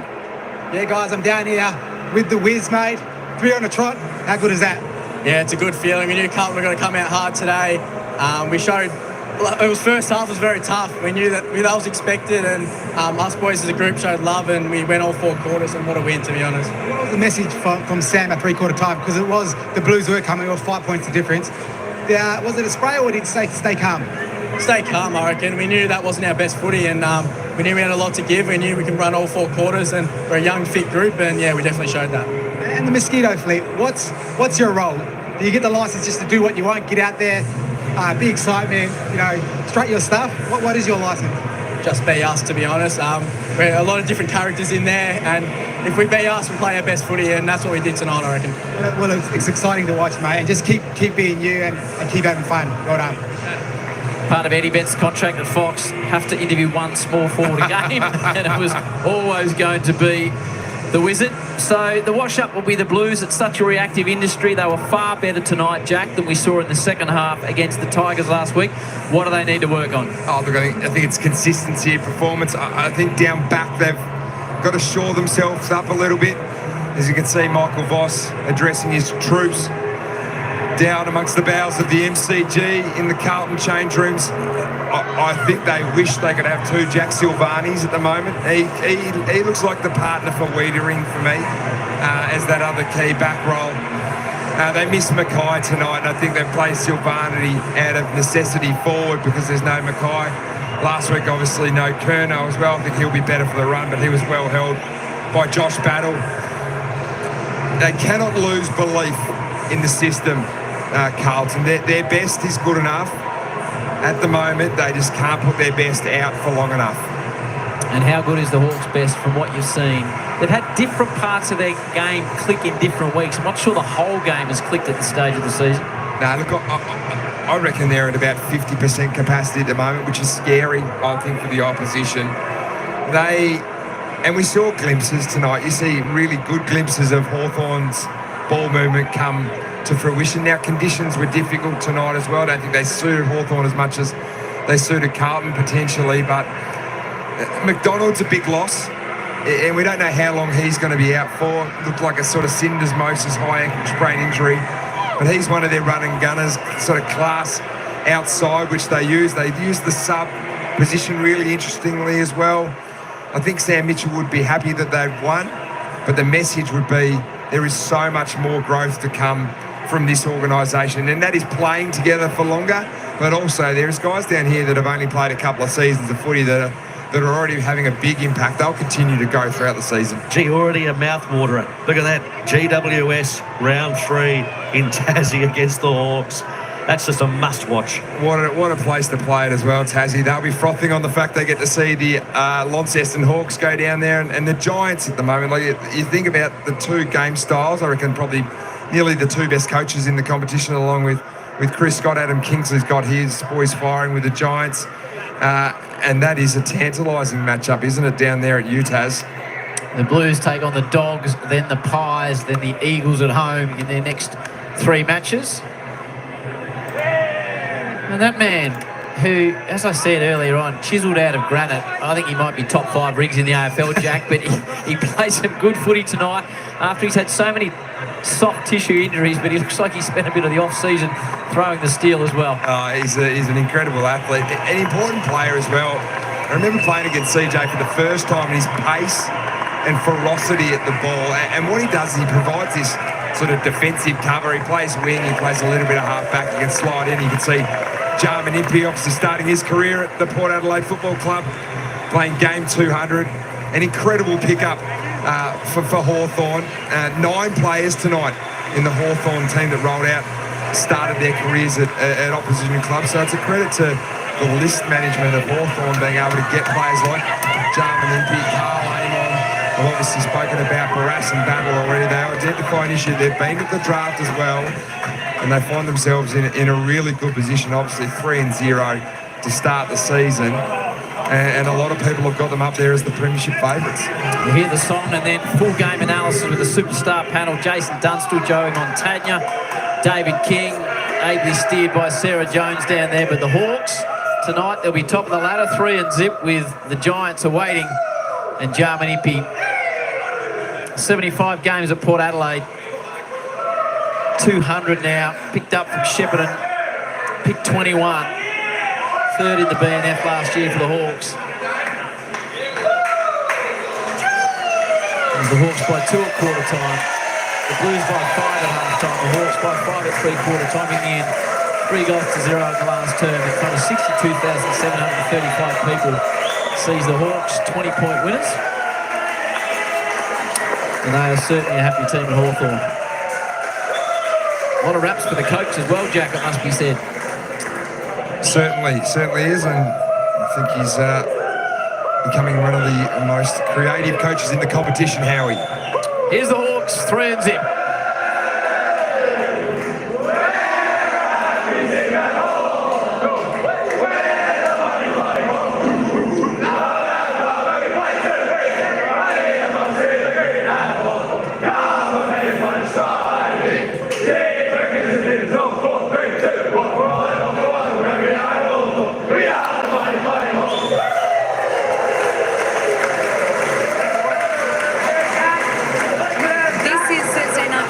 Brought to you by the new Ranger plug-in hybrid, a magnificent win by the Hawthorn Football Club, an excellent beginning to their season 2025. Jason Dunstall, David King and Joey Montagna. So much to unpack from Hawthorn's performance, also Carlton and the way they responded from their disappointing round 1 performance. But Jason, you must be incredibly pleased with how your Hawks are going.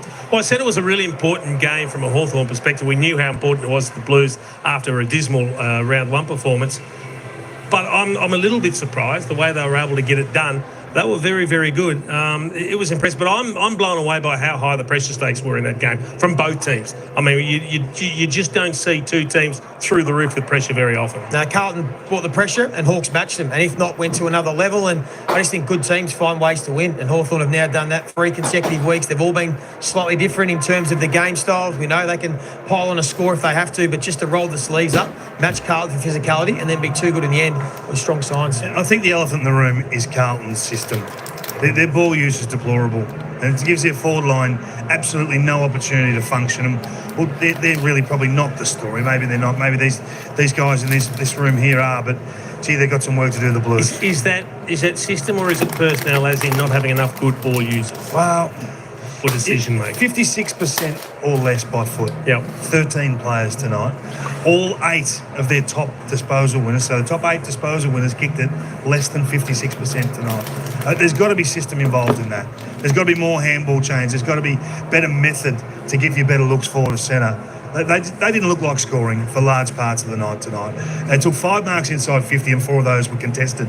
There's nothing easy at Carlton. So I know the Hawks have had a great win, and maybe we've got to park the Carlton discussion for a moment, but gee, it's a tough way to play. Well, let's focus on the Hawks' professionalism. As you mentioned, Joey, 3 wins, all done in different ways. So they tick the box, and they've been on the big stage. I mean, they've been blockbuster encounters. They've been able to cope with the attention, the Hollywood Hawks tag. And they were able to do it today, withstanding the times when Carlton did have the momentum. Yeah, that's right. It's another box to tick, just the maturity to be able to play in these big occasion games. Carlton on the rebound. You know, we heard Nick Watson say they knew what Carlton were going to bring. They were able to handle that. They love playing at the MCG. They now are used to playing in front of big crowds, and there's a lot of talk. They hadn't played many night games coming up, but all these things, this group are just embracing. And the big difference, as we touched on, we thought it might have been the case at half-time that if the game opened up, that the Hawks were able to get it on their terms, and they didn't kick a goal from turnover in the first half. It was a contest game, stoppage game, as we mentioned. But once the game did break open, they were able to get their turnover game and their transition game going. It looked more like the Hawthorn style of play, and they were too good for the Blues. Jace, the Hawks' best ever pressure night since it's been recorded, which we think is about 2013. Yep. 218. It was off the charts consistently all night. That really high level they were able to maintain. Yeah, that's a monstrous number. I mean, Carlton was 194, and that's well above average anyway, but to go to 218, and I think that's the message Sam Mitchell will be pushing hard. You set record benchmarks for your pressure, you're going to win most games. And while they're still working on other things, again, we keep coming back to it, it's effort-based pressure. All right, well, one person who showed incredible effort and pressure tonight is a Hawthorn midfield star, John Newcombe. He joins us down in the rooms. Congratulations. An incredible performance from you. I think 20 contested possessions, so you're right in amongst it all. What do you think Sam Mitchell's going to be most pleased about the win tonight? I think the pressure factor, like you were just talking about, when you knew they were going to be strong in that area, obviously after last week, it was important that they responded and come out pretty aggressively. So I think to be strong in that area was very pleasing from our point of view. Jai, congratulations. I thought it was a fantastic performance. I want to talk about the midfield because you guys were so dominant in round 1. Lowered the colours last week, it looked like, and then at half-time. How are you feeling the way the midfield battle was winding up? Because first half, the Blues had the game on their terms, it looked like.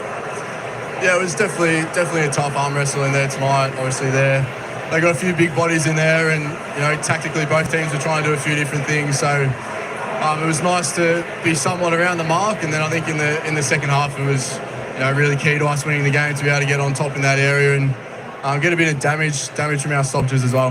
Yeah, congratulations, Jai. Terrific performance. You just mentioned at half-time, we spoke about it here, it was a real stoppage game. It was hard for the Hawks to get that sort of transition turnover game going. What was the message from Sam Mitchell at half-time, and what adjustments did you make to try and get it more looking like a Hawthorn game in that second half?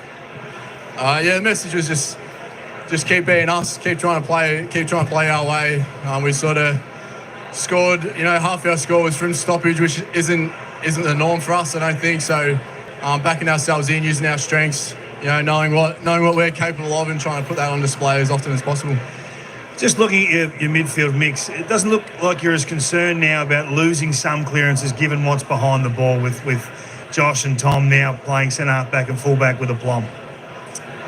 Oh yeah, I mean, you never want to lose comprehensively like we did last week. It was still definitely very disappointing.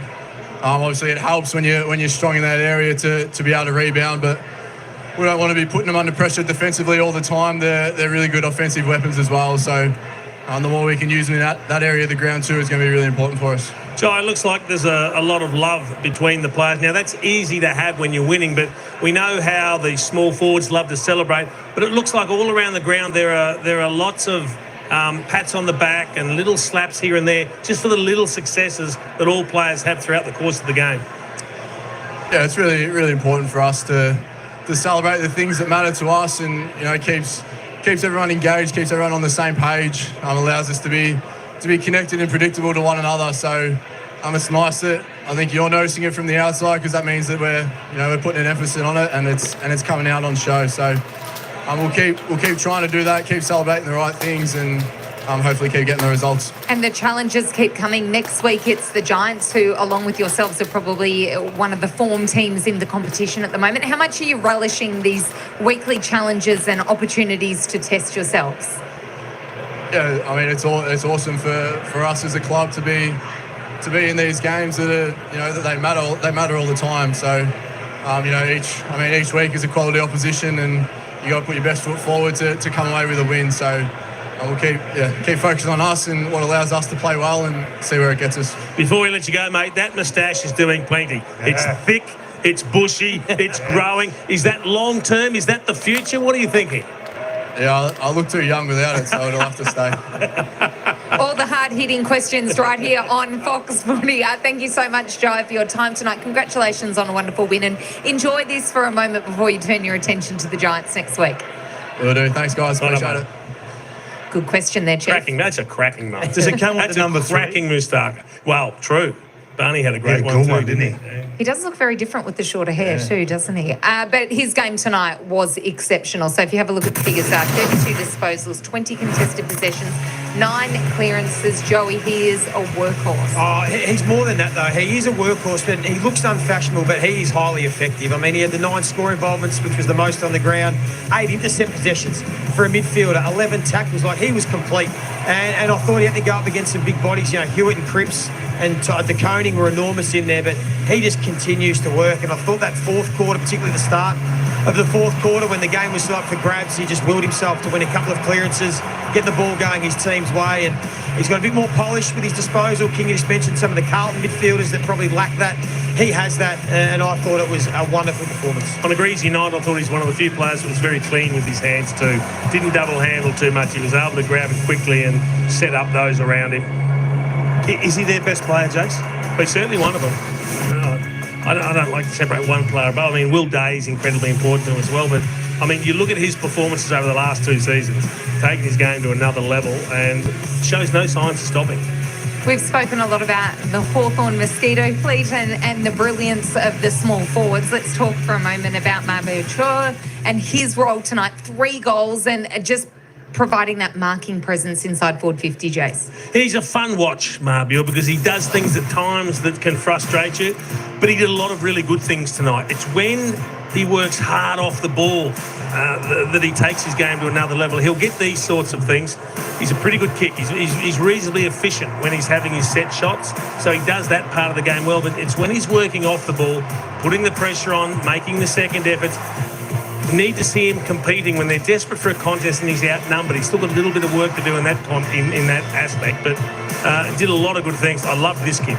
I mean, this was an elite kick when he let this one go. It had to get there quickly. He's capable of these sorts of things. Yeah, it's fair to say he does it his way, Marbior, and sometimes it is frustrating to watch, but he has impact, and he's been terrific since he's come across from Hawthorn. He's been maligned for his contest work at times, but we've got to continue to remember he's the only focal point really in that forward line. He's the only tall, but he just continues to bob up, and he's got class. We know that when he gets ball in hand, and again, 7 score involvement. He certainly doesn't waste any energy in his set shot routine. No, it's minimalist. He's reasonably efficient. Yes. It was good to see Jack Gunston get a couple of goals on his return as well. The experience of him, very important. All right, we're going to have a look now at our KFC FLG moments of the match. And Hawthorn's ball use, Joey, was exceptional at times, and this in particular showcases that. Yeah, well, this was the gap between the two sides, wasn't it? It was the class. And, Hawthorn kicked 5 goals from the defensive half. 4 of them came in the second half of the game, as we've touched on.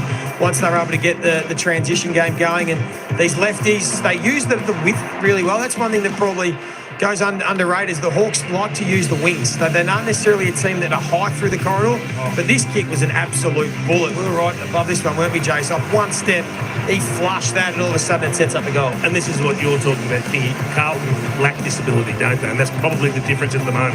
Yeah, so how do you find them? Is it part of your system to work your ball use into a bit of space, or do you live in contest? And that's the arm wrestle. I think Vossi's got a system that he wants to play. He wants to be a contest first team and a pressure team and have the game live in a little bubble, but you don't get quality on the outside like that, Jay. So I think there's some discussions to be had. I think they need to change their plan. The game's gone, in my opinion, more to the outside game than the inside game.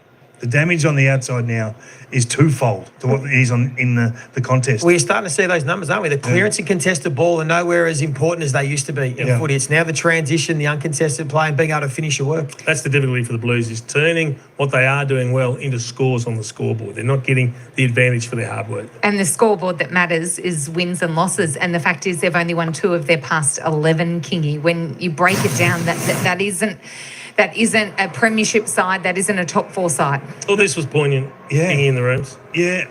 Look, I think he's rewarding their effort. Like, they absolutely come to play tonight, and their attitude was brilliant. And, no Harry down there, and Charlie's just returning. We're not going to critique his game too thoroughly because he was just short of the mark tonight. There's no doubt about that. They're trying to make Kemp into a forward again. Apart from Motlop, they didn't have too many winners forward of the ball. Silvani bobs up from time to time, but it's just too hard. 5 marks inside the forward 50, 4 of those contested. There's just too many guys who slaughter the football. It is as simple as that. They got half a dozen guys that you really don't have to mark. You really don't have to be absolutely concerned about them getting the ball. And the challenge for Michael Voss, and we all know when you play, when you do put in great effort and you don't get reward for it because of skill execution, because of not finishing, it does start to wear you down eventually. You start to lose a bit of belief, and it just does get a little bit too hard. So you've got to make sure it's very, very early in the season. We're not saying they will, but it's just something they've got to be conscious of because those numbers are starting to stack up. Particularly the stat that you just mentioned, Sarah, when you've only won 2 of 11, and you're talking about the effort, and you're going, but we're not turning it around. We're not getting the wins until you get the W's. Now, they might have actually beaten a lot of teams tonight with that sort of effort, but they came against a team that's in pretty good form, and I'm sure he's probably saying that as well, but they've just got to start registering some wins to get their confidence up and their belief. But again, they win clearance and they win contest. Yep. And the 50-50 inside 50s at the moment, 54-55, so break even at inside 50 opportunities. Pressure through the roof. So there's a lot of ticks, but they've run aground again. I mean, you have to evaluate, is what we're doing the way football's going? Well, they're going to have a serious think about the way they move the ball inside 50. I thought Silvani looked dangerous up forward. Kemp probably not so maybe that's something that they change back, but the way they go inside 50 is going to be critically important, and I'm sure that's what the match is going to be getting their heads around this week. The Bulldogs next Friday night at Marvel Stadium, and then Collingwood here at the MCG, which will be an enormous game. It doesn't get too much easier in the next couple of weeks. So some missed opportunities there. One guy who can always hold his head high is the captain, Patrick Cripps. 29 disposals tonight, 11 clearances. He did it all because he kind of has to do it all, Jace. That's what he does. I mean, we see this every week. So know what you're going to get from Paddy Cripps. He just doesn't have enough mates that can get to the same level as him, and that's disappointing, and he must feel heartbroken at times because he knows he's leaving everything out there. They just don't have enough that can actually perform in the heat of battle and get the job done. It's why they needed a Dan Houston. Yeah, they need these bulls on the inside to get it to weaponry on the outside, and they don't have it. This guy, I mean, as much as he's the answer, Jace, he's part of the problem. You know, I'm not going to belittle his game. I mean, he gives the lot, 29 disposals, but his kicking's still at only 50%. So the damage is not there. So how do you make him more damaging? Is it those around him? Is it changing your plan slightly to be more handball than kick, Joey? I'm not sure what the answer is. Maybe they don't even know yet. Yeah, I think, to be honest, I think their thoughts were Jagger Smith was going to provide a bit of that. They were so excited about him in the pre-season. Unfortunately, he's out for the year, but you're right. I mean, he can't do much more, Paddy Cripps. He was Herculean again. Yes, he lacks that bit of polish. We've always known that, but he can't do everything. And they just got to find the right mix around them. And I'm not sure at the moment they have the quality that can finish all the hard work that he does on the inside and finish their work. So he's doing a great job. So too, Tom De Koning in the ruck tonight. Another huge effort. It's the other players that need to lift to this level, isn't it, Joe? Yeah, I think he's been excellent. You cannot question his start to the season in regards to what he's providing. Kingy just showed the numbers from their clearance and contested ball game. He's a big part of that. He just, didn't he, Jason, look too athletic for Lloyd Meek tonight. Yeah. We've praised Lloyd Meek and he's been wonderful, and his size is going to be a problem for a lot of ruckmen, but tonight it was the athleticism of Tom De Koning that was a bit too much for him. Yeah, he was jumping over the top of him. He was getting away from him in open field and really imposing himself. To his credit, I thought Meek continued to battle away, and particularly back half of the third term and in the last quarter, as perhaps a little bit of the run and spring went out of Tom De Koning's legs, he started to come back into his own. So, you know, he got beaten on the night, but he didn't give up, and that was the important thing. But De Koning's, he's a class act. It'd be a horrible feeling to be in the ruck, knowing the other guy is so much more athletic than you. He's going to jump over the top of you every time. I don't know how Lloyd would have approached that, but he did well to fight back. I think you sit there every contest, you go, three-quarter time. Wait for three-quarter time. I'm going to get him. I'll wear him down. It was a brilliant performance by Tom. Let's talk about Charlie Curnow-Kingy just for a moment. 5 disposals, no score himself. I think 1 score involvement. It was a quiet game, no Harry Mackay. It was a tough return to the office. Yeah, and sometimes players put themselves out there when they're not 100% right. He's not 100% right. He's out there for his football club. He knows Harry's not going to be there halfway through today. That would have been a disastrous phone call to get. You're 1 out tonight. Yeah. So I'm not going to judge him on tonight. He's done a great job to be out there competing. This game is so tough and so hard that if you haven't done a pre-season, it is so hard to play catch-up. And that's what it looked like tonight. A guy that hasn't done a pre-season compared to players that have got a game under their belt and look fit and match hard. And so he's going to need a few weeks to find his best. All right, plenty more still to come on Fox Footy this evening. Thursday night footy on Fox. We will have the press conferences live from downstairs in the media rooms. Michael Voss to face the media, and Sam Mitchell, who will be incredibly pleased with his side's 3-0 start to the season. You're watching Thursday Night Footy on Fox. Brought to you by the new Ranger plug-in hybrid. All right, folks, there we go. It was all Hawthorn in that final quarter. Hawthorn defeating Carlton by 20 points, 12-18, 80, 8-12, 60, 20 scoring shots apiece. But they scored the opposite. Hawthorn, more efficient, more accurate. April City, Shelty in the chat. April City, how you doing? G'day. Yeah, the Aussie accent. I don't know. I never hear it, but yeah. There we go. Now you got my accent. Say not all. All right. Well, you know what? The last quarter, 70% went for Hawthorn to win in the poll today. You got that correct. Well done, folks, in the chat, in the live chat. Of course, generally we get that right. I think we only got 1 wrong this year, and that was Richmond-Carlton, where we went for Carlton. And of course, Richmond did the miracle win. I think Carlton just ran out of a little bit of steam, a little bit of legs in that final quarter. And a little bit sloppy with the ball, whereas Hawthorn, they seem to be a little bit more cleaner with the ball, and just their class shone through brightly. And there we go. Hawthorn, a good side. You know what, though? I think Hawthorn are a little bit iffy in the wet. I think they've got to learn and adjust to it in the wet, this team. From what I saw tonight, especially with the pressure on, I think the pressure gauge was at about 200 and 224, respectively, for both teams. That's incredible pressure put on for 3 quarters anyway.